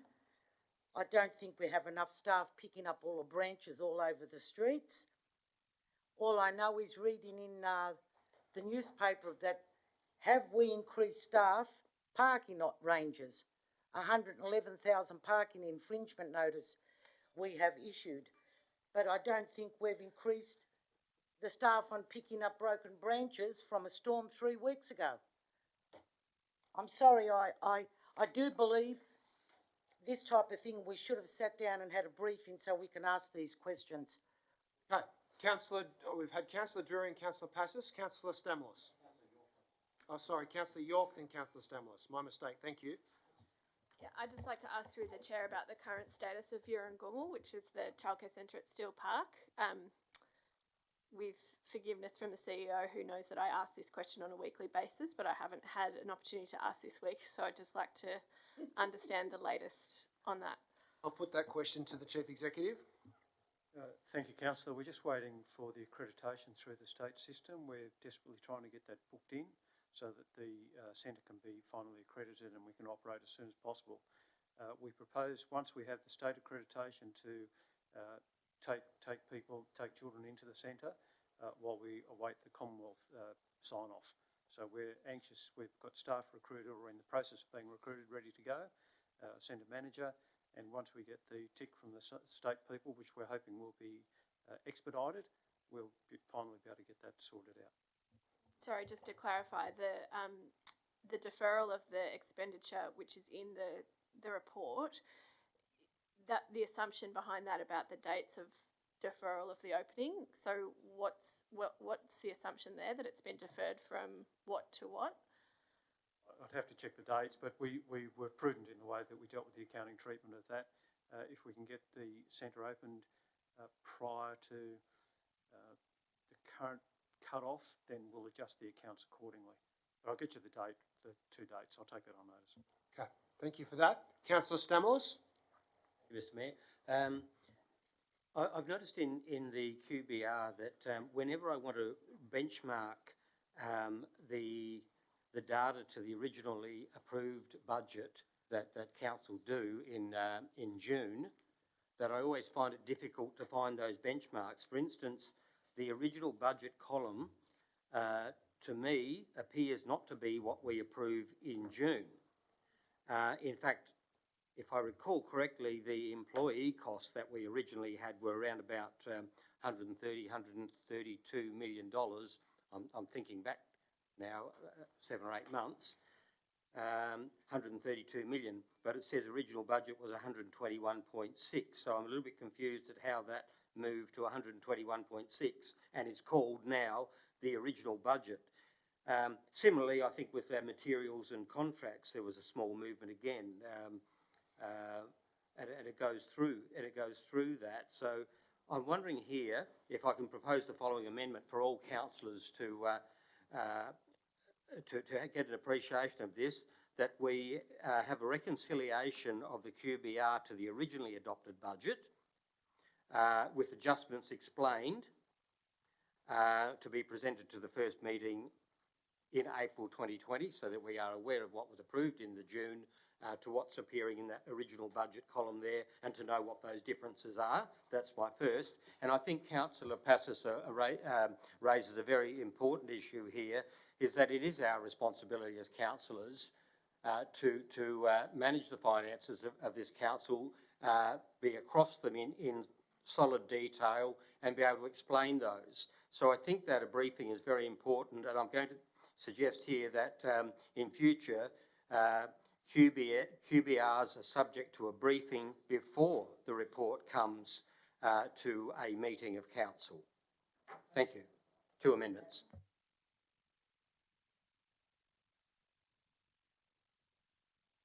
Confused as to the substance of your amendment, so I'll just ask you to liaise with the minute takers so we can assess that, and then we can get some advice about it. Councillor, further discussion, councillors? No further discussion?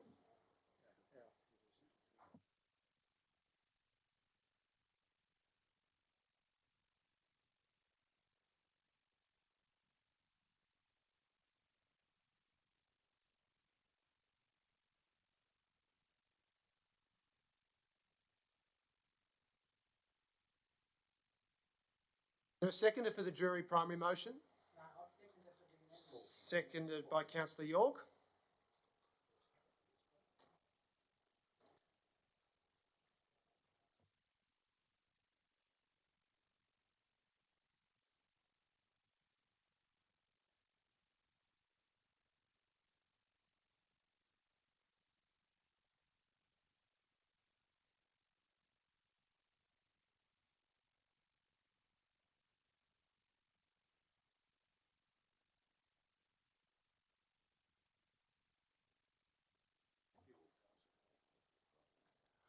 I'll go to the Chief Executive just to provide us with some advice on the substance of Councillor Stamoulis's amendment. Thank you, councillors. We have the June 30 budget figures in front of us. They're correct, as in the quarterly report. That the suggestion from Councillor Stamoulis may be because he's looking at the far column, which is 2022-23. Okay. So the report we've given you is accurate and does reflect the budget that you endorsed last year. Thank you very much. That's pretty clear.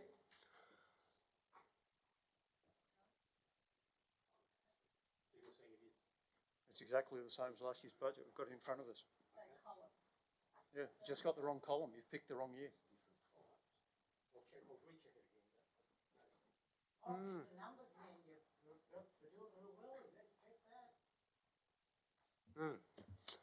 Okay, further discussion. There's no further discussion. I'll go to Councillor Drury for his right of reply. Now, Councillor Stamoulis, we've got advice that the amendment you've moved is redundant because the figure is provided.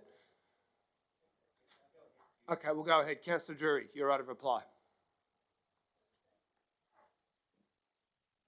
I think we should adopt the 2019-2020 second quarter budget review. Now, we don't have a second. Oh, we've got Councillor York. I'll put that. All those in favour, please raise your hands. I don't believe so. I can only go on what's...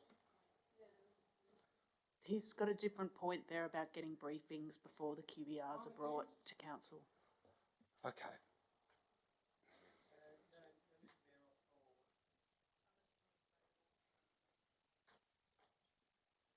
He's asking for a briefing on something that we've resolved is not an outstanding issue.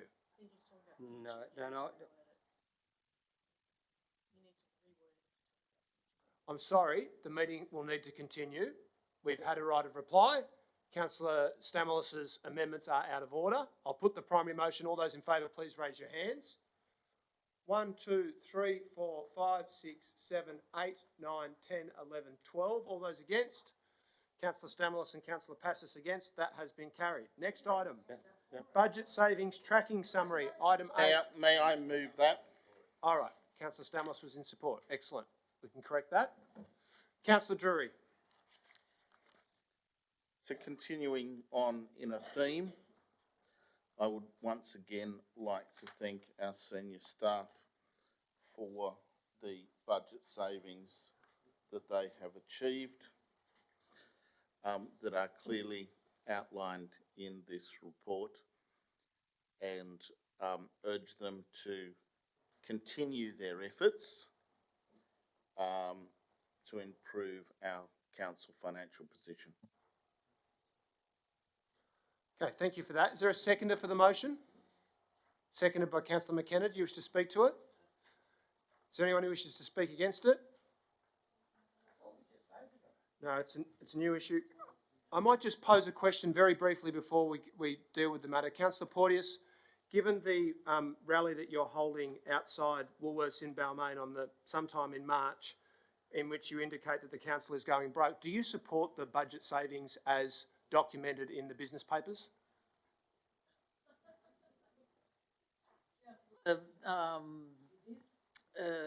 What's her name? Byrne.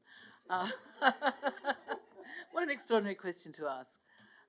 Pretty simple one. I think it's important that we do the budget savings, and I've always supported the budget savings. But there's a lot of problems with this council. Only one of them is the ongoing deficit. And if you want, I'm really happy to give you a very I want to give you a full. Sorry, councillor. It's a yes or no if you want to cut me off, cut me off. You said you support the savings. Cut me off. Go for it. Okay, I'll put the motion. All those in favour, please raise your hands. All those against? Councillor Passis is against. That has been carried. Next item, item 9. Mayor, may I move the investment report as of the 31st of January? You wish to speak to it? It's a great report. Seconded by Councillor McKenna. Do you wish to speak to it? Does anyone wish to debate the matter? Councillor Stamoulis, then Councillor De Cruz. Mr Mayor, some time ago I asked that Council write to Westpac detailing some of our concerns. I'm wondering whether that letter has been written. Thank you. Yes, Councillor, it has been written, sent to Westpac some weeks ago. We're just waiting for a response and we'll come back to Council. Okay, thank you for that. Councillor De Cruz. Yes, in today's newspaper there was a concern raised about some of these socially responsible investments and sustainable investments not actually being fossil fuel, divested.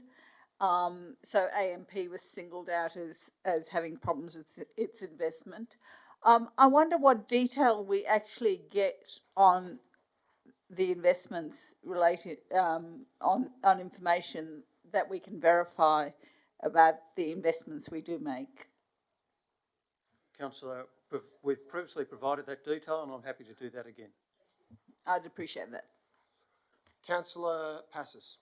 Yeah, I want to ask a question. Yes. On the second paragraph here, it says, during August, council received a $40 million loan from T-Corp for the Asheville Aquatic Centre redevelopment project and invested these funds.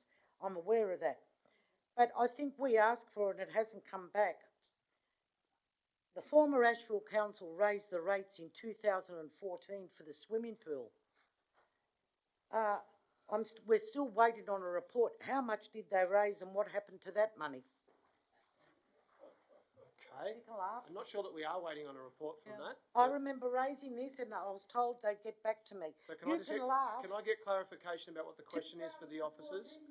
I'll call the meeting to order. I'll just get clarification about what the question is for the officers. Councillor Passis, can I just get clarification about what the question is for the officers? The question is, in 2014, the former Asheville Council increased the rate substantially. That's a statement, yes. And we've borrowed 40 million for the pool. I want to know what happened to the money from that was raised for the pool from 2014 and what was the amount? I've asked this question when we've discussed the pool on numerous occasions. Right. I'll put that question to the Chief Executive. And this has just reminded me. Okay, I'll call the meeting to order. Yep. I'll put the question to the officers. Through you, Mr Mayor, I'm not aware of the question, No, but you wouldn't be aware. It's not your fault I'll on call this. the meeting to order. but I'll undertake to get you some advice. Okay. Yes, Thank you for I would like to know the amount that was raised for Thank you. 2014. Yeah, we've got that. It's all clarified. Okay, any further discussion? If not, I'll put that. All those in favour? Against? Declare that carried unanimously. Item 10, notice of motion to rescind. Councillor Stamoulis. Yes, Mr Mayor, this sort of carries on from earlier discussions that we've had about our local democracy groups and the way they're interacting with council and the information that we're receiving from them. My concern is that we're not utilising our LDGs as fully as we should be, and that possibly council might like to look at either increasing their participation or maybe even changing the nature of the LDG. So I'm opening that up, and that would be by way of a process whereby we would involve council, councillors and the LDG members themselves in designing a more effective structure or committee system so that we do get the complete value out of the LDGs. So basically this is recognising that we need to do something to increase the flow of information. We also need to strengthen the value of the LDG participants. That is that some of the meetings that I attend, and I don't attend a lot of them, but those that I have, they're very much council and staff controlled, and I'd probably like to see the balance of that participation and probably even control move more in the direction of our LDG participants. In fact, I'd even like them to be the chairs of those committees. I assume they are in some, but they're probably not in others. So that's the intent of this, is basically finding a way forward to get the true value out of these committees, to get the true participation, to reset that balance a bit more towards those participants who contribute greatly to these forums, to reset that balance a bit more so that they're determining some of the agendas, and also to make sure council itself gets reports back. Thank you. Okay, I'm just going to get clarification from the Chief Executive about the review that's underway of the committee system and the timing for its reporting. Thank you, Mr Mayor. The report was due back shortly. We want to do one last round of consultation with the local democracy group members themselves, but we'll take up our recommendations will take up many of the suggestions that Councillor Stamoulis has made in his presentation tonight. So my advice is that we would be ready to consider this matter in the next few weeks. Thank you for that. Councillor Passis? What local democracy groups are we talking about? I'll put that as a question to Councillor Stamoulis. Councillor Stamoulis, what groups are we talking about? We're not talking about the council committees and the community that attend. What groups are you talking about? We're talking about the whole system, the whole approach that we have now, and thinking about the best way. Sorry, Councillor Yorkie, were you wanting to speak? Or? Are you talking about the Indigenous Committee, the Environmental Committee that we have, all these committees? That's right. Oh yes, I go along with that. They don't seem to be working. Everything's very funny down there in tonight. Very funny. Better to laugh than cry. Huh? Well, cry. Cry, as long as you get everything you want. No, I go along with that because we've got all these committees. We don't know who's on them. We've never been told who are members of these committees. And we get some of these committee members coming up to council and they're making policy and we don't even know what led up to it. No, I go along with you wholeheartedly. Okay, councillor McKenna, then councillor Porteous. Look, we've just heard we're going to have this review, which is already stated in the papers that's coming. We should just hold off rescinding something that's in place prior to the review, which has been well known that when we adopted this motion to for these committees, we knew that we were having a review after 12 months, and it's coming. And all the information in relation to the committees is available. It's all in your system. I'm really tired of listening to people say they don't know what's going on when it's all there. I'll call the meeting to order. I've got councillor Porteous. Thanks, councillor Byrne. I'm a bit concerned that councillor McKenna might have got out of the wrong way to bed this morning, but anyway, I'm sure everything's fine. Councillor Drury has a point of order. Inappropriate to me making personal remarks. Bloody hell, could you move a few points of order when she's sledging me for the last 2.5 years? Councillor Porteous has the floor. Okay, thanks. Apologies, councillor McKenna, if you don't like me saying, I thought you might have got out of the wrong side of bed. It wasn't meant to be anything other than you just said a little titchy, but anyway, maybe I just did it again. Sorry. Wasn't meant to be. I'll start again. For the members Okay. of the gallery, it's not Right. usually this entertaining or well-intentioned. I'll just stick to the facts. I won't mention that to councillor McKenna again. So look, I understand the spirit in which councillor Stamoulos has brought this motion to us, but I think a rescission motion is a step too far. My concern is, and I have spoken to councillor Stamoulos about this, what next? Because unfortunately, I think the motion that councillor Stamoulos is proposing to put forward, which is reinstate the councillor committees, is not a substitute one for the other that's actually going to work. And while I think the local democracy groups are not working particularly well, are quite flawed, and I didn't support them originally, I do think that there are people that have made commitments to those groups, and I want to honour that commitment that they've made and try and see what we can do to make it work. So I think if we rescind, I'm concerned that we won't have anything straight away, and I think that's wrong for the people that are involved with these local democracy groups. I want to move us on to something better, which is in fact, which honours the word democracy, because I really don't think these are democracy groups. Find that terminology quite concerning when we refer to these groups, because effectively they have pretty much no power at all. They're not an open group, and there's really no two-way decision-making process that's happening in terms of the community really having a say in what happens in council. So I think there's things that we need to address. In fact, a committee structure would address a lot of them. So what I would suggest we do is actually go through that process of seeing this report.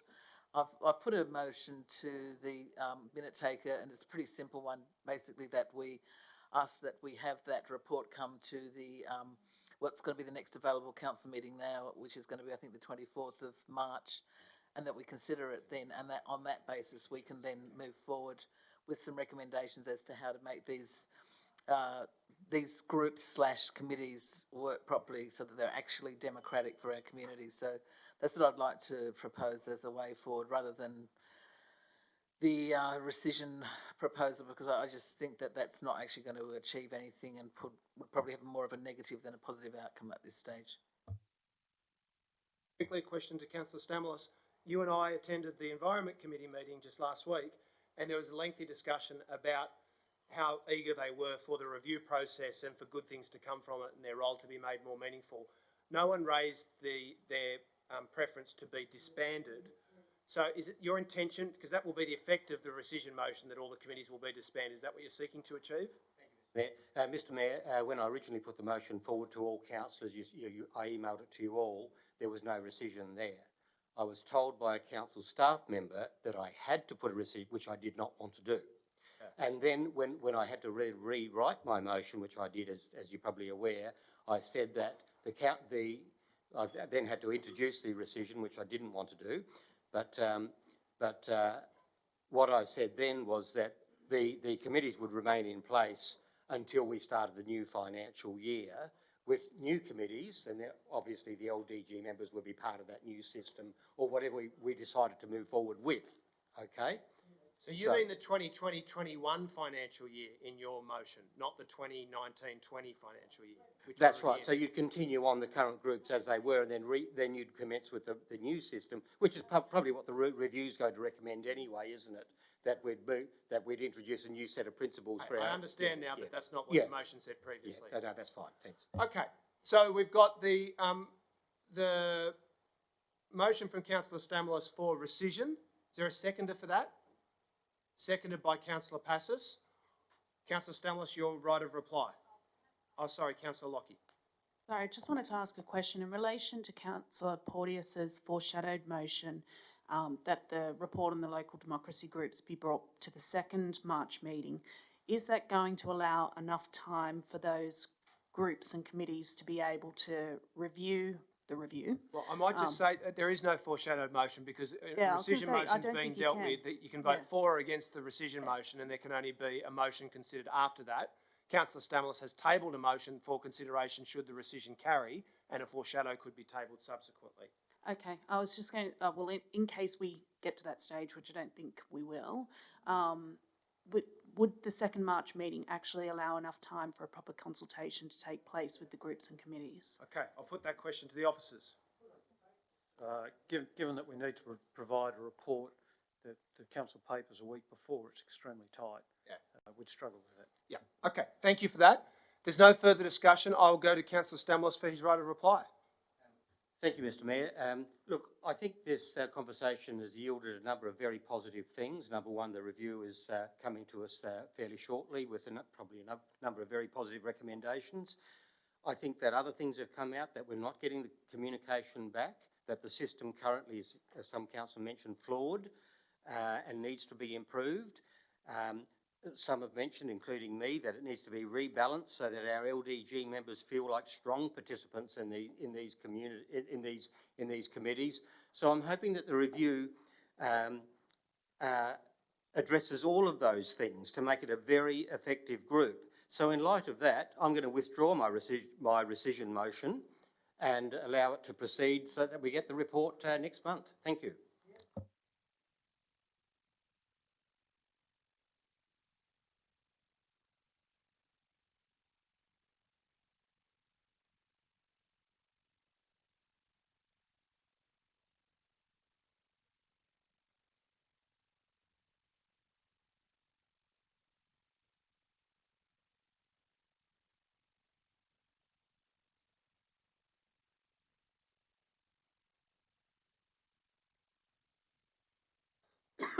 Excuse me, to provide a bit of an update to councillors about some of the terrific work that Inner West Council officers are undertaking in various fire-affected communities across New South Wales. Thank you, Mr Mayor. I'm pleased to advise that we've had a fantastic response to the support provided by the Inner West Council to the bushfire-affected communities, particularly down the south coast of New South Wales. We've had a group of 3 men working through Cobargo, dealing with a lot of the trees blocking roads and elsewhere. The community have been overjoyed to receive the support, including the local chemist offering to provide products for free to the guys. They've insisted, of course, that they pay, but the attitude from the community has been, thank God that people have actually come down to help us, and have been very warmly received. In the Eurobodalla Council, we've had 3 and about to have a 4th planner working with the staff there. There was a feature piece on the front page of the Narooma News last week, which I'm sure all councillors read, featuring the work of our staff there, and again, there's really fabulous support from the community for what the Inner West has done. And I think the Inner West has stood out from a lot of other councils in this regard, without demeaning their efforts, that we've been on the ground quickly and helping these people in great need.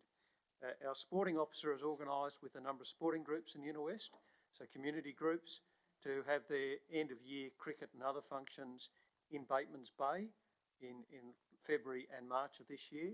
And again, that's been well received, particularly as the parents and families have gone down and used the accommodation and supported the local economy.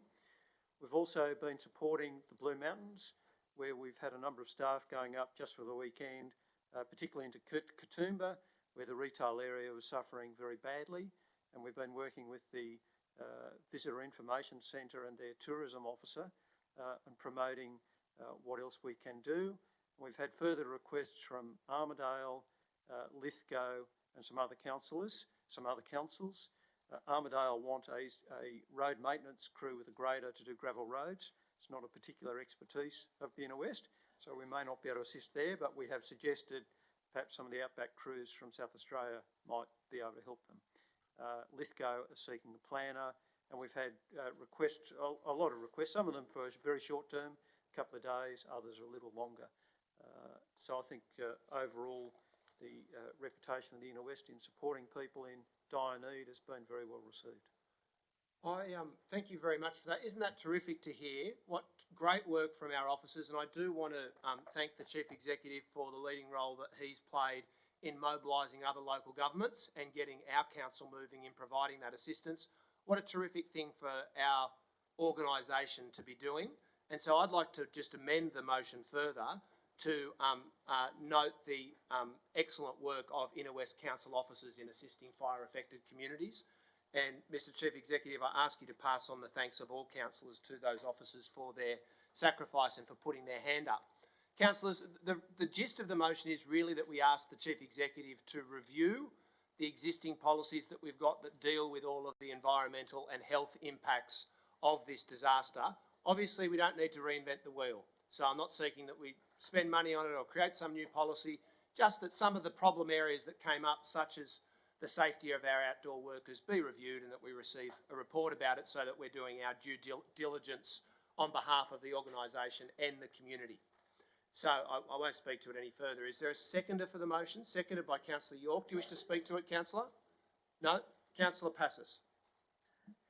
Yes, Mr Mayor. I'm trying to work out, these are all nice sentiments, and everything we're doing is fantastic. We're going down and we're helping people to remove trees. There is the largest branch that's been on the ground in Ashfield Park in Ormond Street since those terrible storms. And residents had to move it off the footpath. It was blocking the footpath. It's still in the park with jagged edges with tape around it. This has been nearly a month. I'm glad.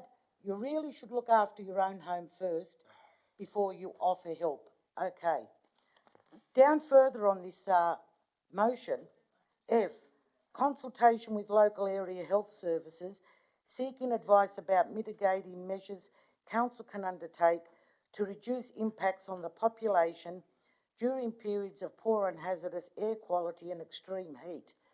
Can you honestly tell me what council could do about that?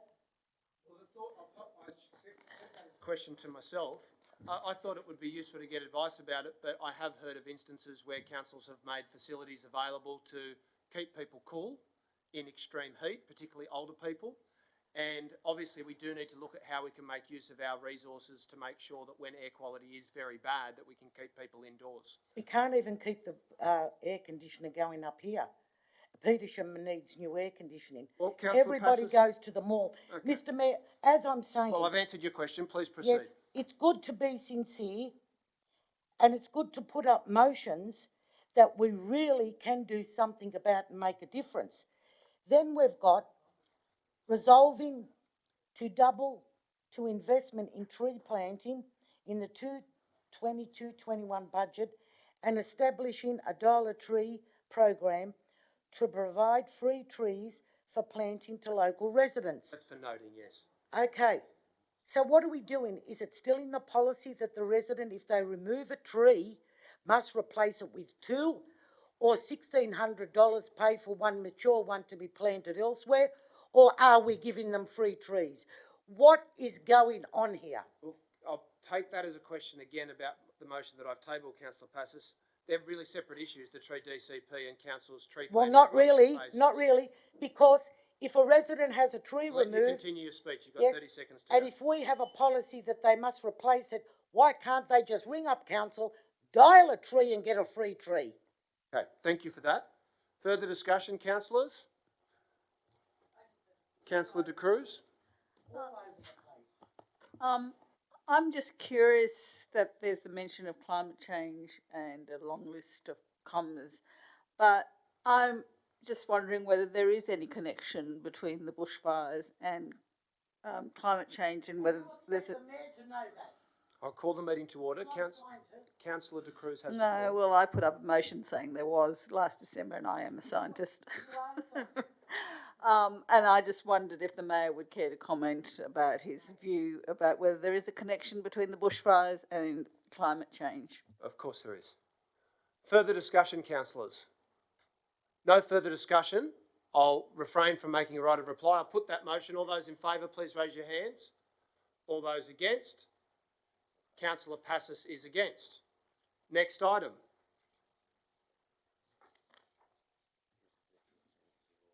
Residential tenancy laws. Councillor De Cruz? Stamlis, I get confused.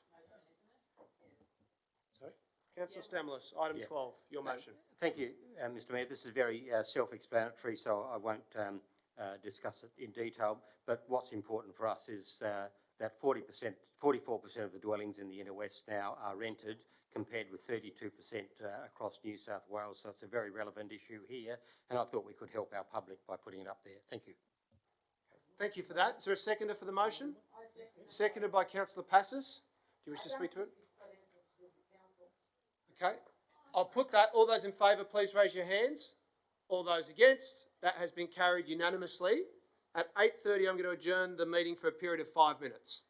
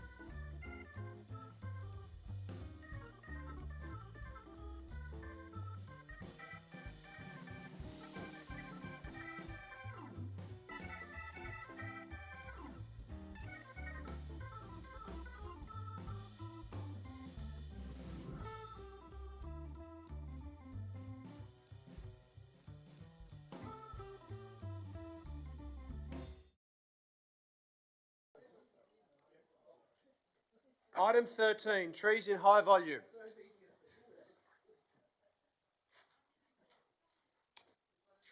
Item 13, trees in high volume. It does. Anyone going to speak to it? Yeah.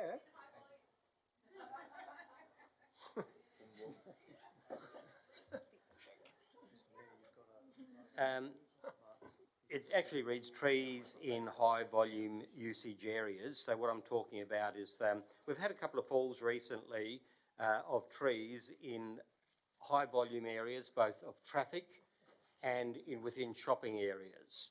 The exit to the Balmain Peninsula, Wellington Street, a large tree fell and over 2 days no traffic could exit.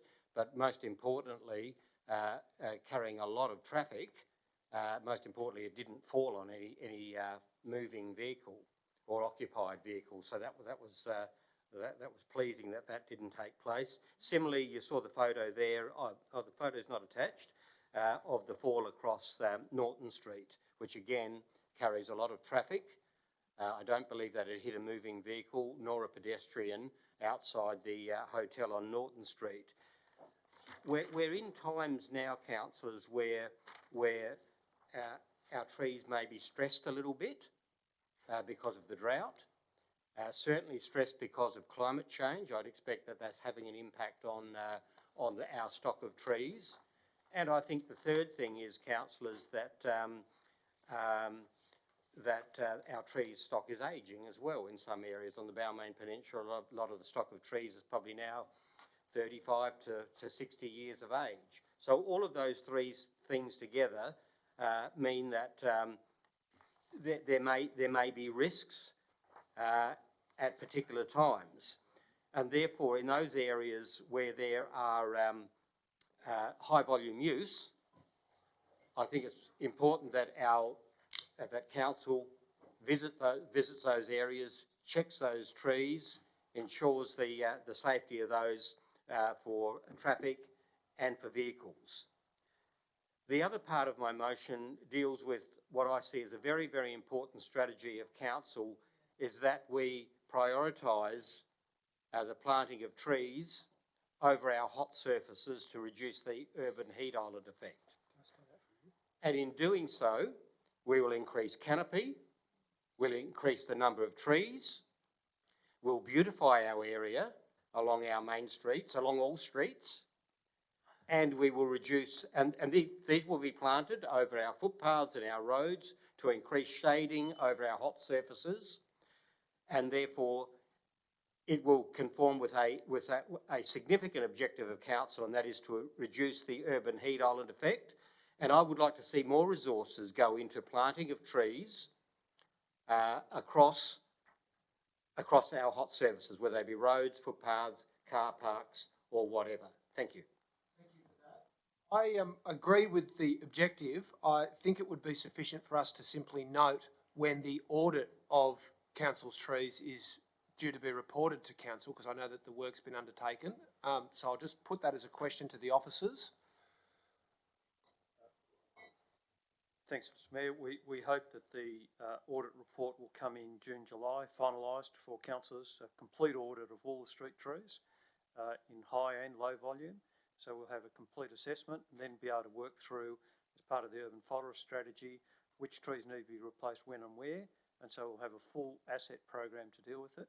In terms of the extra trees, as you're aware, council's considering doubling the current tree planting budget, and we are well prepared for undertaking that work as well. Well, Councillor Stamos, I'd be happy to support your motion if you add an amendment to note that the audit of trees is due to be reported in June. Thank you for that. Councillor Lockie. Is there anyone who wishes to speak against this? No. Sorry, I'll go to Councillor Passos, then Councillor Lockie. Look, this is a good motion, but it's something like the motion I put up a few months ago. We must maintain the trees we have first before we plant. As you stated, we have very old trees in the municipality. It's an old municipality, the same as our infrastructure. We cannot plant new trees until we get rid of the ageing, dangerous trees. and we can do it in the proper manner. We're much smarter than what we were years ago. We've learnt about the different species and what damage they can do. We are going over and over the same thing.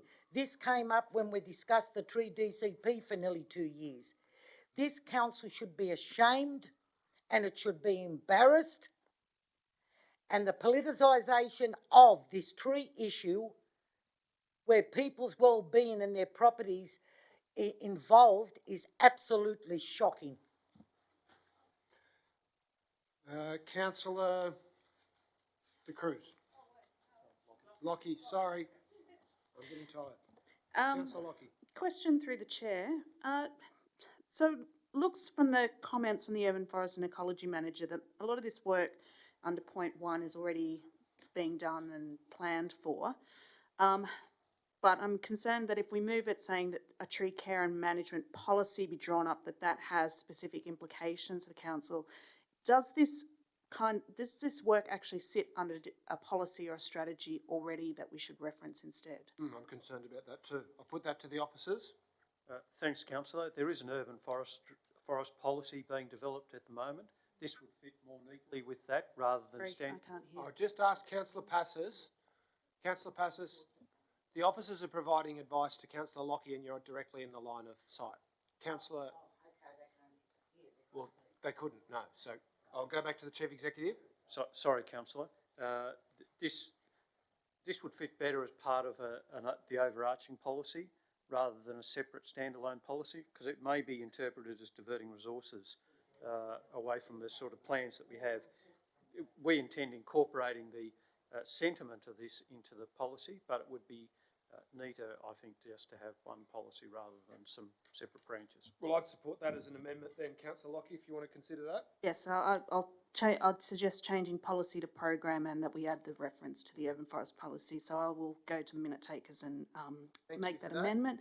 And I'd just like to recognise as well that, you know, I have said that the work under item 1 is already largely being done. And I should say that I do know, having spoken to the urban forest and ecology team, that prioritising tree planting over hot surfaces is 100% what we are doing already. Like they've been doing that kind of work for years. Of course, the tricky thing is that we have a limit to the amount of public space in which that can happen, but absolutely, I know those areas are already prioritised. That makes total sense. So I'm happy to support the resolution, but I think we are actually doing this stuff.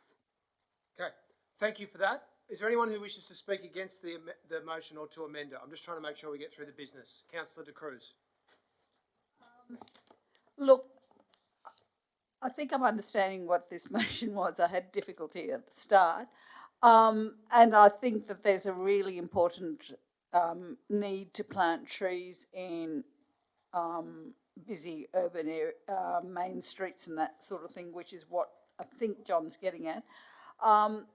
But just today, the Lord Mayor, Clover Moore, tweeted that they're redoing Dank Street because the trees are not doing very well, just trying to grow in concrete.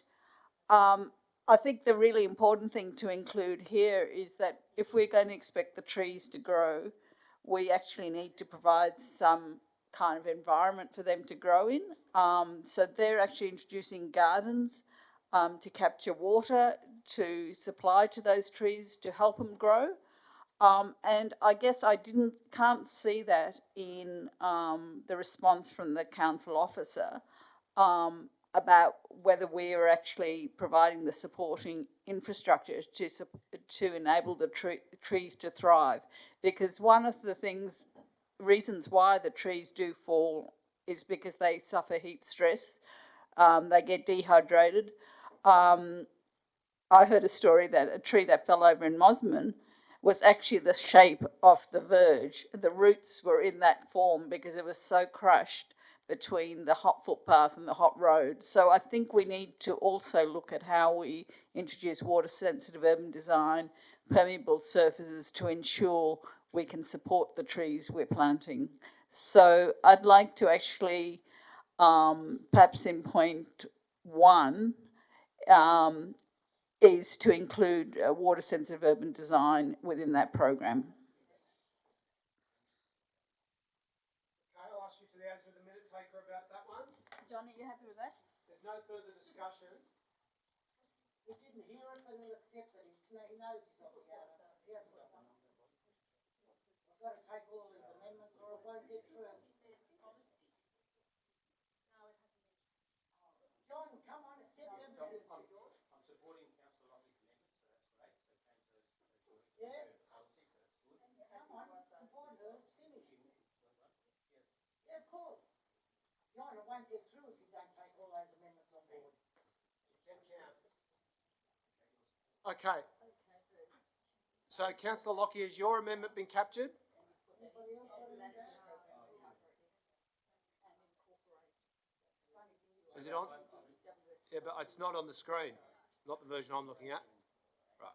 John, the only way they're going to respect you is when you get re-elected. It's really unfair.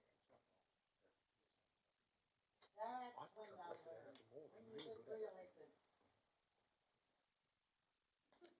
Okay, thank you for that, Catherine. Are you able to put councillor De Cruz's amendment on the screen? Yep. It's there now.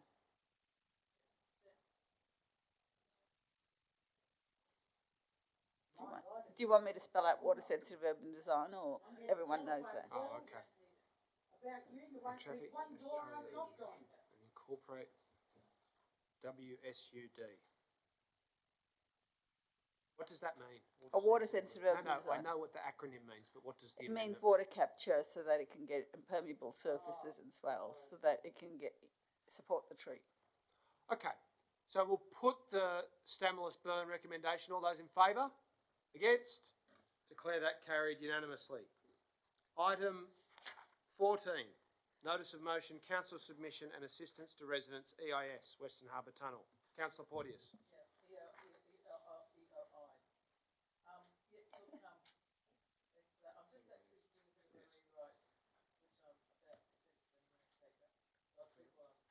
Doing that. You're rewriting a motion that's been on the books for a month and a half. Well, Times change. yes. Right. Look, as everybody will be aware, the EOI for the Western Harbour Tunnel is now out on exhibition. I'm pleased to say that, in fact, we have been able to get an extension on it, so it's now been, the time for the submissions has now been extended through to the 30th, which is very good news, actually. But on that sort of basis, it's really, really important that council does a very good submission to this because we are very much being relied on by the community to do this very good submission. There's quite a number of significant impacts, and a lot of them are around the Balmain Peninsula. We have, for example, the park up at Birch Grove, where we've got the ferry wharf, Yarrabin Park, which is a heritage park, which is going to be closed for a period of approximately 4 years while it's used as a construction site. And we'll also be losing the ferry up there on the point at Birch Grove for about 2.5 years. We've got the Tigers site, as you're probably aware, has been identified as a dive site for the tunnel. And again, that's going to be quite devastating what happens in that whole area and how that's going to impact on local residents and local traffic networks, etc. And then we've got the area around White Bay where they're actually going to be constructing the tunnels, and also where a lot of the, well, in fact, all of the material that's coming up from the harbour, which is highly toxic, is going to be coming to that point and then being trucked out from that point, which is going to mean we're going to have an incredible amount of extremely toxic waste from the harbour floor being stored on the peninsula. They're just three of the really key points which are going to impact on the local community. So a few things that I think are really important. One is that we have a public meeting, because it's one thing for the proponent to run the drop-in sessions, which they've now run 2, but I think it's something else quite again for the community to get information from council as to how to do a submission and also what the key issues are. I have to say that Jamie Parker ran a very good session, but I think council should run one as well. I also think it's really important that we have information up on the website to help people to make a submission. And I think it's very, very important that we make an excellent submission. So Councillor, your time has expired. thank you. I've provided some revised wording to the minute taker. Yep. Which would hopefully address that now. Thank you. Okay, so what's the change to the wording, councillor? Just could the minute taker bring up that revised wording? Basically, with point 1, I'm asking, that we note that it's now been extended to the 30th of March, that we make a submission. The submission needs to be well researched details. How does it differ from the motion that you've tabled on the business papers? Oh, because originally we asked for the extension. Yep. Now it's actually been provided, so we don't have to ask for it anymore. Right. The second point, originally we were asking for a short report on how we would make the submission. Obviously, we just have to get on and make it now because of the time frame that we've got. But I'm asking that we obviously do a very good job with it.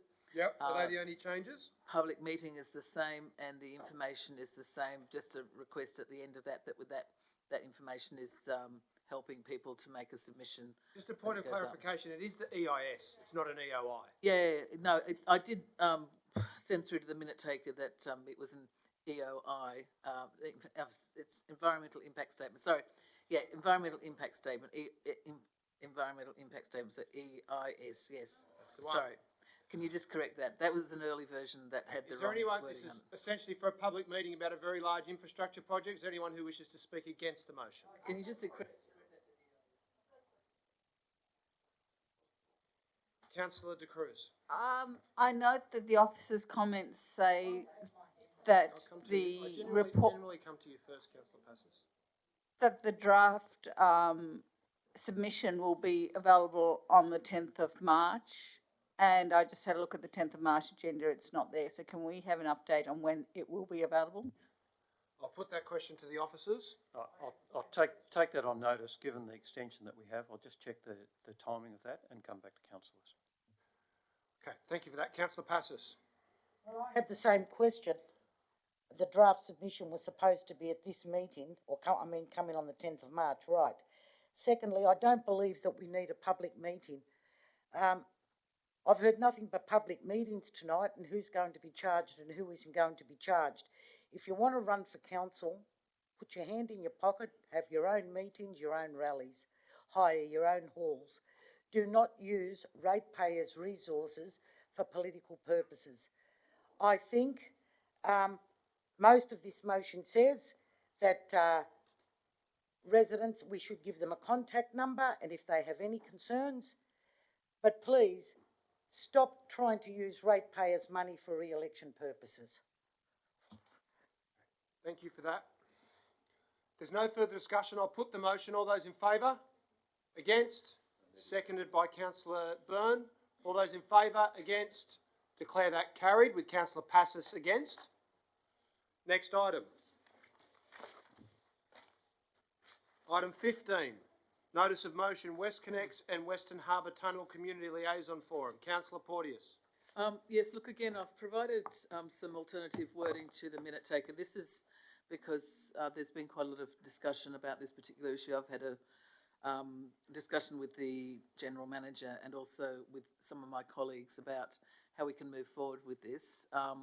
So the what I'm proposing, and this is come from the General Manager as a proposal, is that we defer consideration of this until the 24th of March so that the CEO can prepare a report outlining the proposed model for a higher level strategic discussion with Council Transport and the community. This model is also now to include Sydney Metro, so it would have Sydney, Western Harbour Tunnel, WestConnex, Sydney Metro.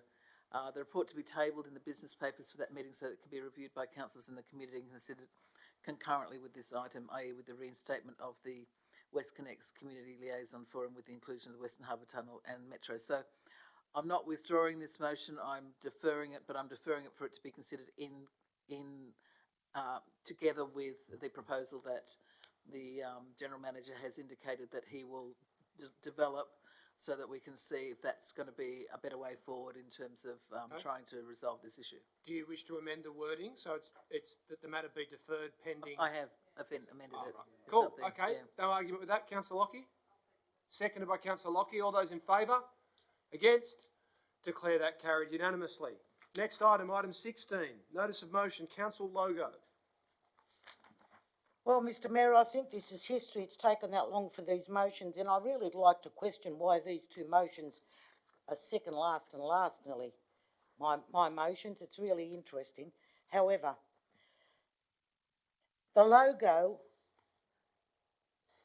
has been made fun of by every part of this community. And I'm afraid to say the officer's comments are not right. The resolution had consider if councillors want to go back to the minutes. Every single councillor on this council was expecting this to come back to council, and it did not. We had no report from the panel in the 18 months that this was being considered. Not one report. Now, my motion says the questions I'm asking, I would like answers. We know nothing. We don't even know who the winner was, the successful person was. If you look in the minutes, we wanted to give $1,000 to 10 or 20 other recipients that put in a submission, a tender for it, and $20,000 to the successful person. And from what I've been told, they're not even in our electorate. And one of the main criteria was that we take on board somebody from our area that would be considered for this. Community input. There was no community input. First of all, we don't know what community members were on the committee. I don't recall anybody, not anywhere on the council website, in any leaflets, anywhere in the council mayor's page, asking for the community input. Nothing was put. This is absolutely wrong. We are an embarrassment. All you have to do, if you know how to use computers and look up a special site, you could find a better logo in 2 seconds for nothing. Zilch, wouldn't cost the ratepayers a cent. And I want to know why the panel members did not bring a report to council or raise this. And then we have a councillor saying that she was so shocked about the logo, but she deleted to say that she was a member of the panel. What's going on here? And running all over the place. This is unacceptable. I move, and I hope I get a seconder, that this is thrown out. We do not proceed. And if the council is of the mind to change the logo, it's left up to the new elected council. So is that becoming your primary motion? Yes. Councillor Passos is moving that the logo be About. I'll ask if Liaison would take on that. But I am going to have to rule that that is out of order. Why? Because this is a resolution of the council that has been carried out several months ago, and as councillors are aware, once a policy has been enacted, a project has been undertaken as a result of the council resolution, it can't be rescinded. That would need to be a rescission motion. Okay. I'd like to speak very briefly to... I'll put one. Well, give notice of rescission. Because the resolution as in council has not been followed through. You tabled a primary motion that the logo be Abolished. abolished. The logo be abolished. We do not proceed. I note councillors will be aware, given everyone has looked very carefully at this meeting, that the original resolution that was considered about the logo issue was a resolution moved by Councillor McKenna and myself that we spend no money on developing a new logo, that we hold a community arts competition, and that we invite local school kids and Aboriginal artists and a range of other people to contribute to it. So it was based on the idea that our community could do better than marketers could for spending $90,000. I'll just read out the voting record on that motion. For the motion was myself, Councillor Drury, Councillor Iskander, Councillor McKenna and Councillor York, and against the motion, that is, against the motion not to spend money on the logo, was Councillors De Cruz, Hesse, Kiat, Lockie, Macri, Passos, Porteous, Rescind and steer. Point So, of order. oh, No, sorry. point of No, order. that What's the wasn't, point of no, order? that Because, wasn't it. because you're actually deliberately No, that wasn't it. providing that in an inappropriate context. That motion itself was the only motion that was put to council. I'll about make the a law. ruling. Sorry, There Councillor was- Porteous. And there was a Sorry, foreshadowed- Councillor no, Porteous, I'll make a There was ruling. a foreshadowed didn't. motion. Councillor Porteous, I'll There was make a ruling. There was a foreshadowed motion. Councillor- Perhaps you could read that, the foreshadowed motion. The foreshadowed motion is that the matter be deferred for 6 months. Now, I'll make a ruling on your point of order. You have failed to cite, as almost everyone does in the chamber, other than a couple of people, you failed to cite any component of the Code of Meeting Practice. What you're objecting to was me reading out the voting record, which demonstrated that. No, it's called political rhetoric. I'll adjourn the meeting if you can't allow me to continue, Councillor Porteous. I'm making a perfectly legitimate political point. Could we defer this and get a copy of the In minutes? my view, I'll call the meeting to order.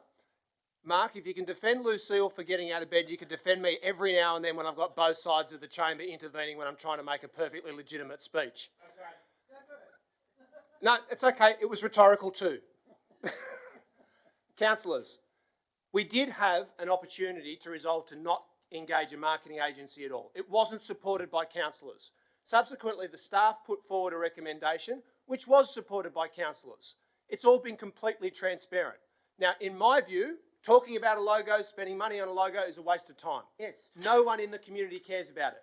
But it's done and dusted, and the only thing we could do to make the situation more frustrating for local residents would be to say now, let's junk the logo and spend another $100,000 on the next term of council trying to do the same process again. No. Let's move on and talk about something that actually matters. Further discussion, councillors. Councillor Stamoulis. Mr Mayor, there's been a lot of history covered this evening, but there's information that we do know. Our community overwhelmingly oppose the logo. Yes. That's something we are very clear on, and no one is suggesting we spend any more money on a new logo at all, or a new exercise. No one is suggesting that in the room tonight. If a further council wishes to take that up many years down the track, they're welcome to do that. What I'm suggesting is, Councillor Passos, if I could reword your motion Yeah, go ahead. to say, given overwhelming community opposition to the new logo, council revert back to the previous logo. Yes. To the It's very blue simple. squirrel. It's as simple as. Connects, are we happy? We're keeping their colour. In fact, many in our community are saying that they actually prefer that. We are the boss, Ian. And We it's can far change it. superior. So I'm going to put that Excuse forward me, as Ian. Here, the I motion. got this tonight. It's not. Oh, here. wow. I'll call the meeting to Please. order. I'll call the meeting to order. Councillor Passos, I'll ask you to refrain from yelling at the council No, staff. I'm not yelling at the council. Well, you because were. He said the logo's in. Yeah. Everything I've received's got the old logo. Sorry. Okay, I'm going to need to adjourn the meeting if you can't desist. I'll ask you to return to your seat. So, we've got a primary motion to abolish the logo. I lost about 30 seconds. It's still winding down. I'll come on back me. to you. Yep, sorry. We've got the primary motion to abolish the logo, now foreshadowed motion to go back to the blue turd. Councillor Stamoulis, please continue. Yeah, that's right. So basically, our community is saying to us that it does not want this logo, and it does not want this logo representing the inner west nor them, and we need to be faithful to our community. And they are saying, why didn't you keep the logo we already had? And it's going to be cost effective to do that, so that we don't have to rebrand everything, leave things as they are. So I'll honour what our community is saying, and that is, given overwhelming community opposition to the new logo, council to revert back to the previous logo, and that's rewording of your motion. Councillor Passos. Yes, but also. Oh, why also? The previous logo What's for the also? council that you want to abolish. You want a logo, but you want no council. I look What at a it. hoot. And demerge as well. What a hoot. Yeah. Councillor Passos, do you Couldn't make accept this that? up. I'll foreshadow it. No, no. Look, Councillor Stamoulis, okay, but I also want answers to what I've asked here. That's not what you moved. You didn't move that. You didn't move that. I've got the council receive a full report. Okay. Where do I even start? All Look, I have to say, look, to address Councillor Burns' earlier comments. I did vote for the deferral of any sort of consideration of changing the logo or the visual identity.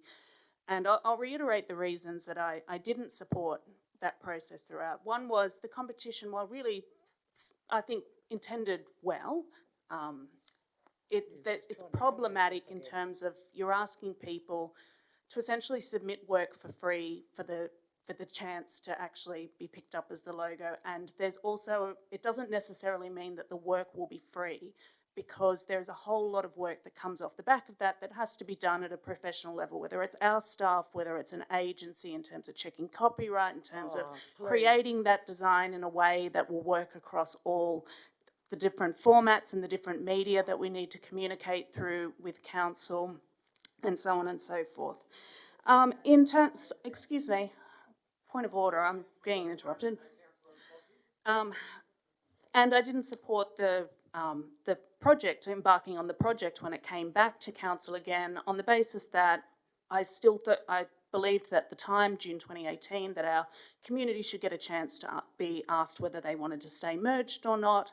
And I also agreed with the foreshadow motion Councillor Porteous, I believe, had put forward, which was that people would perhaps view that we had other priorities for the budgets and so on and so forth. But that is not how the majority of council voted, and I should note that actually, you know, Councillors Passis and Stamalos both voted to proceed with that project.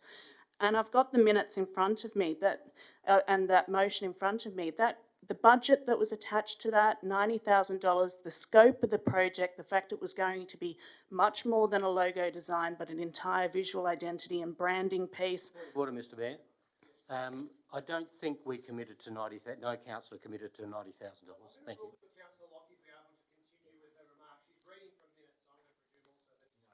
Yes, I've read from them, and I can pass the copy of the motion that was passed to him.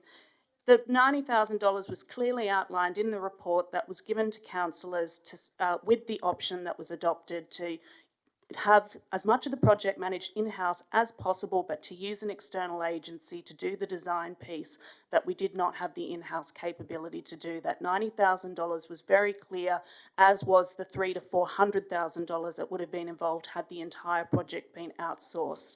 The figures that Councillor Passis has referred to in terms of the 20,000 and the 1,000 would have been if we put the logo design element out to the community. But the report also made very clear that the logo design element was only a small part of the budgeted cost for that project. The vast majority of the cost was involved in all of the other aspects of the visual identity.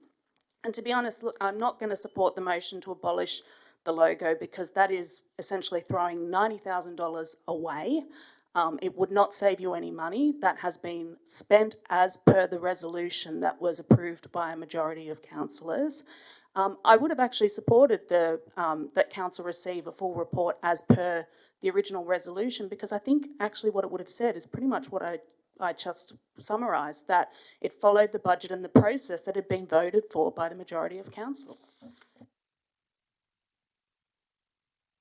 I've consulted with Mr Naylor, and both of the motions before us, the primary motion and the foreshadowed motion, are out of order. They can be moved as rescission motions, which would need to be tabled appropriately. This was a motion tabled requesting a report, and we've now got two motions tabled, one for the logo to be abolished, one for it to be replaced, both of which are a direct contravention of something that's already been adopted by the council. So I invite the council, there's no point in further debate on either of these motions.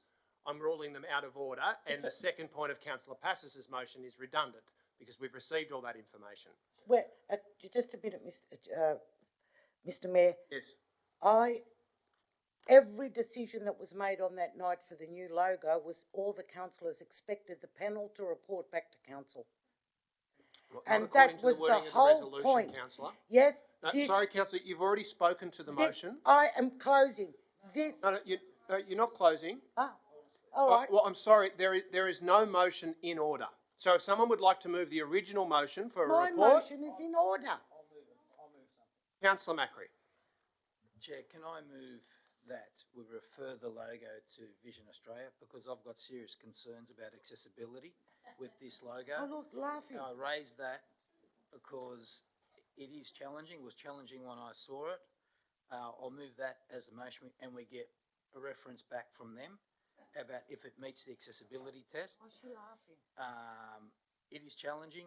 I was part of the panel and I have to say, and everyone knows my view on the logo, I don't believe my input was taken on. Was there a vote? There was voting, but my input wasn't taken on. I had concerns with the... Point of order, Mayor. Yes. Sorry, there is no valid motion before the chair. Yes, mine. I'm going to rule I do councillor Macri's motion in order. And my motion's That in order. that the existing logo be referred to Vision Australia for review. That is in order. Where is my motion out of order? Because you'll need to move a rescission if you'd like the logo to be abolished, and that your second point is redundant because all of that Well, my information has first been point provided. is in order. No, it's not. The motion I have on the books is in order. But that's not what you've moved. Forget the second one, you want to play your games. My motion is in order, and I'm moving that. Your original motion, Yes. point 2, which is redundant. Yeah, fair enough, you can do what you like with it. Well, I'm ruling it out of order because the information's been provided to councillors already. Put my motion that's on the agenda for nearly 3 months to the vote. Okay, councillors, I'll call the meeting to order. I'm not going to take responsibility for you moving a different primary motion to the one that you tabled. If you're now changing your mind and you'd like to table one of the business papers. You're telling me it's out of order, I will take on board. Okay. Because everything you tell me is binding. You know that. Okay, So well, I'm taking in the on spirit of compromise then, I'm going to rule that the original motion, whilst it is redundant in a technical sense, can be voted on because we've all received that information already. So that will become the primary motion. Just a minute, I have to ask you a question on that. Where is it redundant? This information, I do not know any of the answers to my questions. Well, you haven't read your emails or the reports then, because it was provided in the original report and the Chief Executive has provided several updates over the last few weeks, which has got all of that information. I'm sorry, I haven't had the updates. Someone check my phone. Okay. Check my phone. Okay, so I'll call the meeting to order, again. or I'll adjourn the meeting if we can't settle down. So we've got a primary motion from councillor Passis, which has been reinstated. We've got an amendment from councillor Macri to refer the logo to Vision Australia for review. That's incorporated into the primary motion. Is there anyone who would like to move a further amendment to that primary motion? Councillor Steer. I thought this would be a foreshadowed motion, but I'm happy to do it as an amendment, that the new Inner West logo be retained in its rainbow form. And this is actually a serious suggestion by me. It's actually really attractive in its rainbow form, and it's not just me that thinks that. I actually posted it on my councillor page and a few other places. I got a reach of 934 people, which is actually really quite a lot for a councillor Facebook page, and a lot of likes and a lot of comments. And it was overwhelmingly favourable because they found it more readable and more identifiable and having more of a characteristic. So while this might have been created for the Mardi Gras, which I was at on Saturday and had an absolute ball, I think we should actually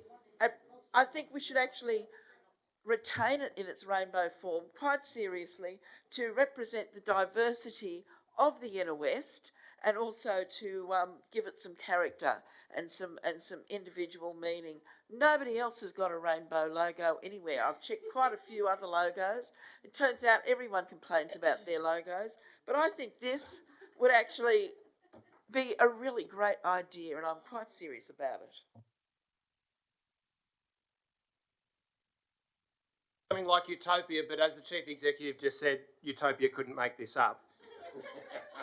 I understand that that there is a palette of different colours and options for use with the logo, one of which is the rainbow visage.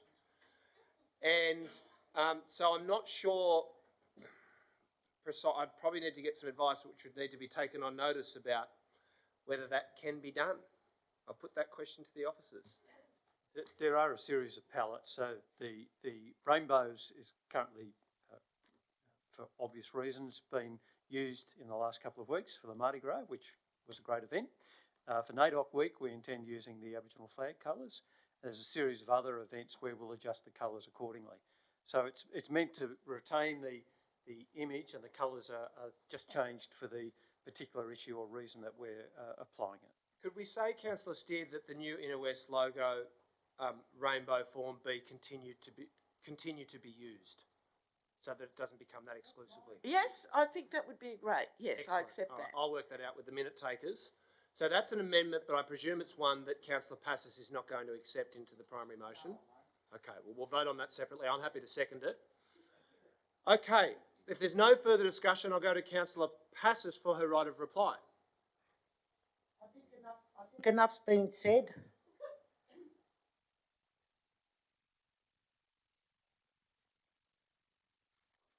I think enough's been said. It just shows your intelligence. It really shows your intelligence. Point of order. I think that's meant as an insulting reference. No, well, it's an insult laughing when I stand up to speak. Sorry, I'm just going to make a ruling on that. I agree with Councillor Lockie. That is insulting. I'll ask Councillor Passos to address the motion. And it's insulting to start laughing when I stand up to speak. Come on, if we're going to be offended by laughter, we'll be here a long time. Please proceed. Well, if you're going to be offended by someone gauging your intelligence, it's a bit of a joke too.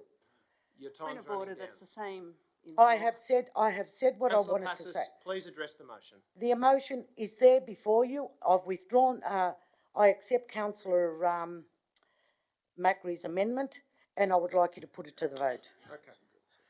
Is there a seconder for the Passos primary motion? Seconded by Councillor Macquarie. I'll put the Steer-Burn amendment first for continued use of the rainbow version of the logo. All those in favour, please raise your hands. 1, 2, 3, 4, 5, 6, 7. All those against? 1, 2, 3, 4, 5, 6. That has been carried. That is incorporated into the primary motion. I'll now put the primary motion. All those in favour, please raise your hands. 1, 2, 3, 4, 5, 6, 7, 8, 9, 10. All those against? 1, 2. I'm going to have to recommit that vote because I counted it wrong. No, it's only 2, so that's right. You got it? Yeah. That has been carried with Councillor McKenna and Councillor Drury against. Next item.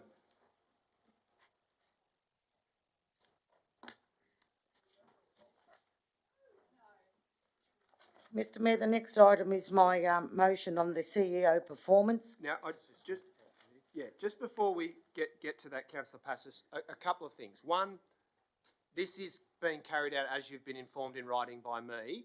The process is that there is a committee that has been formed. Mr Mayor. No, sorry, Councillor Passos. I'm going to deal with matters that are normally dealt with in Committee of the Whole very carefully.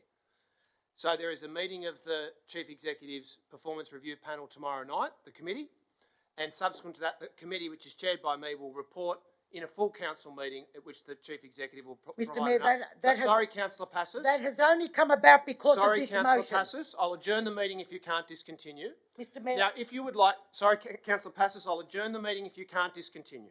Mr Mayor, No, sorry, okay, I'll adjourn the meeting I for a have period a of 2 minutes. lawful The motion. meeting is adjourned. The meeting is adjourned. I have a lawful motion I'm sorry, Councillor on the Passos, agenda. I will warn you that you will breach the Code of Meeting Practice and the Code of Conduct if you discuss someone's performance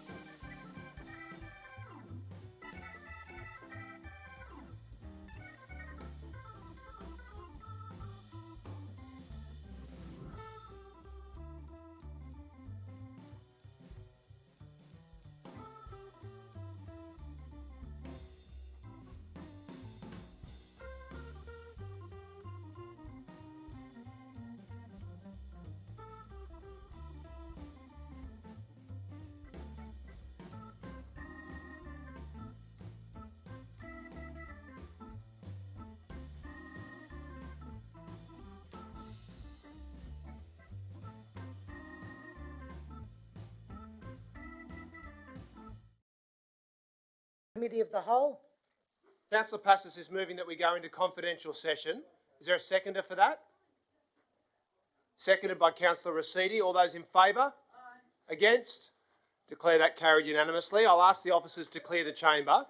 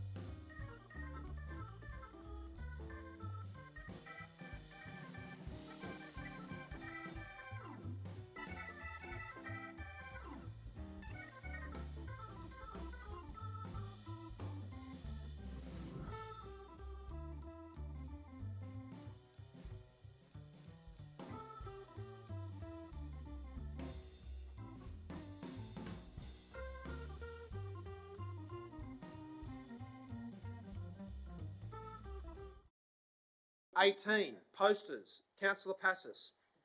Again, I find it very interesting that we've been just told recently about election posters. This motion has to do with an email that went around to councillors from the General Manager about election material. And it has come to my attention for a long while that we've had election material up on polls since 2 elections ago from Greens, Labor and Liberal candidates, and they're still up on polls. And I have the photos.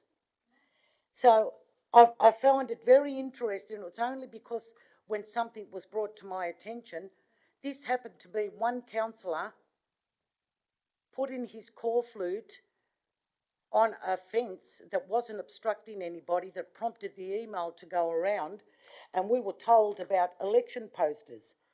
And yet nothing's been done about the call flutes that have been up on polls from 2 elections ago.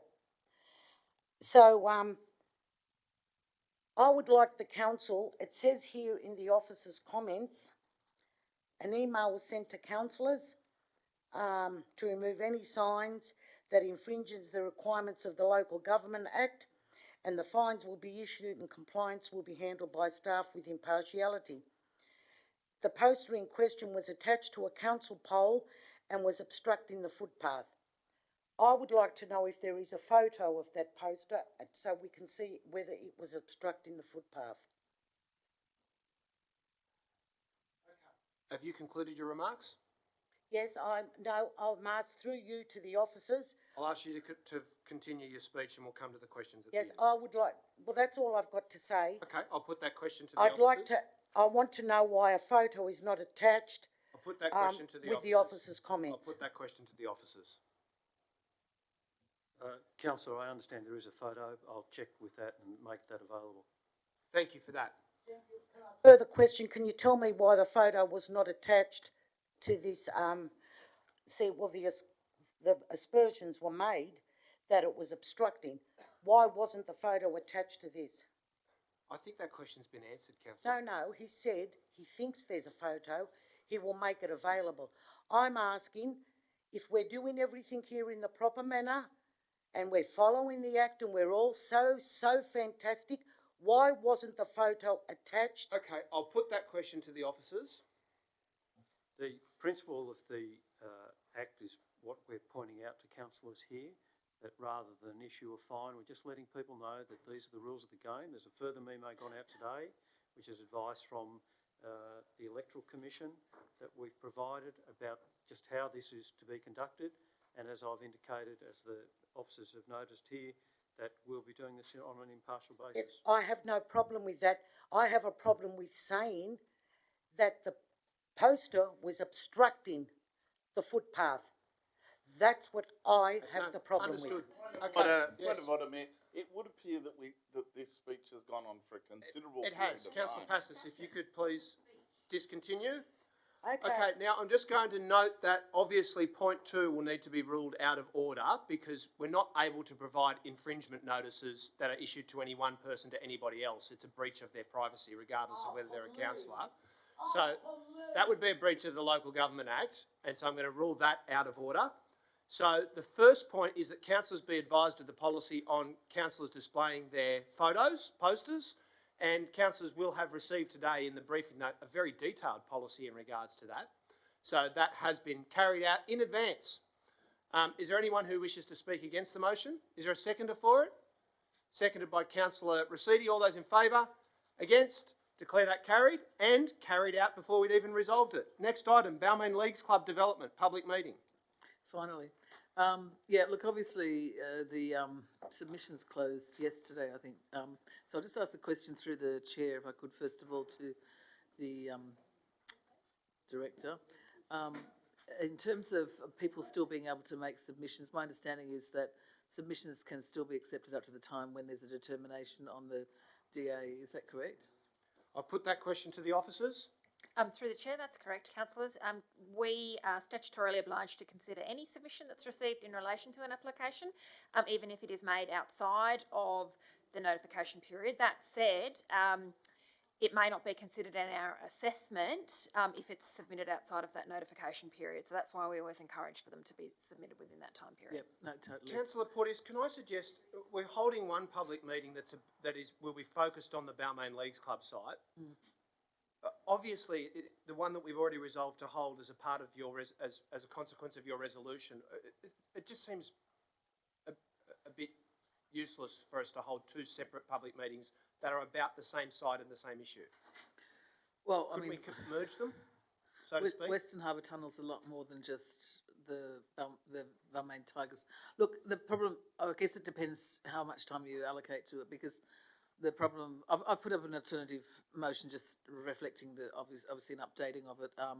I do think we should still hold the public meeting, and I think we should be still encouraging people to make submissions. But I mean, I think one of the key issues is that with those changes that are now there with the amendments, it's actually going to have a huge impact in terms of the traffic. But coming back to my question, can we not hold one public meeting, try and get a good turn up for that and address all the issues relating to the site, including the DA? Yeah, I guess you could do it all in And one. I'm happy to consult with you about the agenda. Yeah, okay. Or arrange for the officers to do so. As long as we give a good chunk of time to the DA for the Balmain Tigers site as well, yeah. Okay. Well, I don't think that's in conflict with the resolution that you've proposed. Is there anyone who wishes to speak against it? If not, I'll second it. I'll put that. All those in favour? Against? Declare that carried, or declare the meeting closed.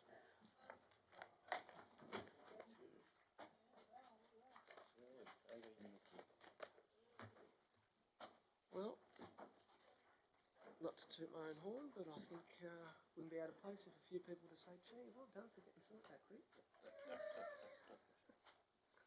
don't know if you'll get that, so well done.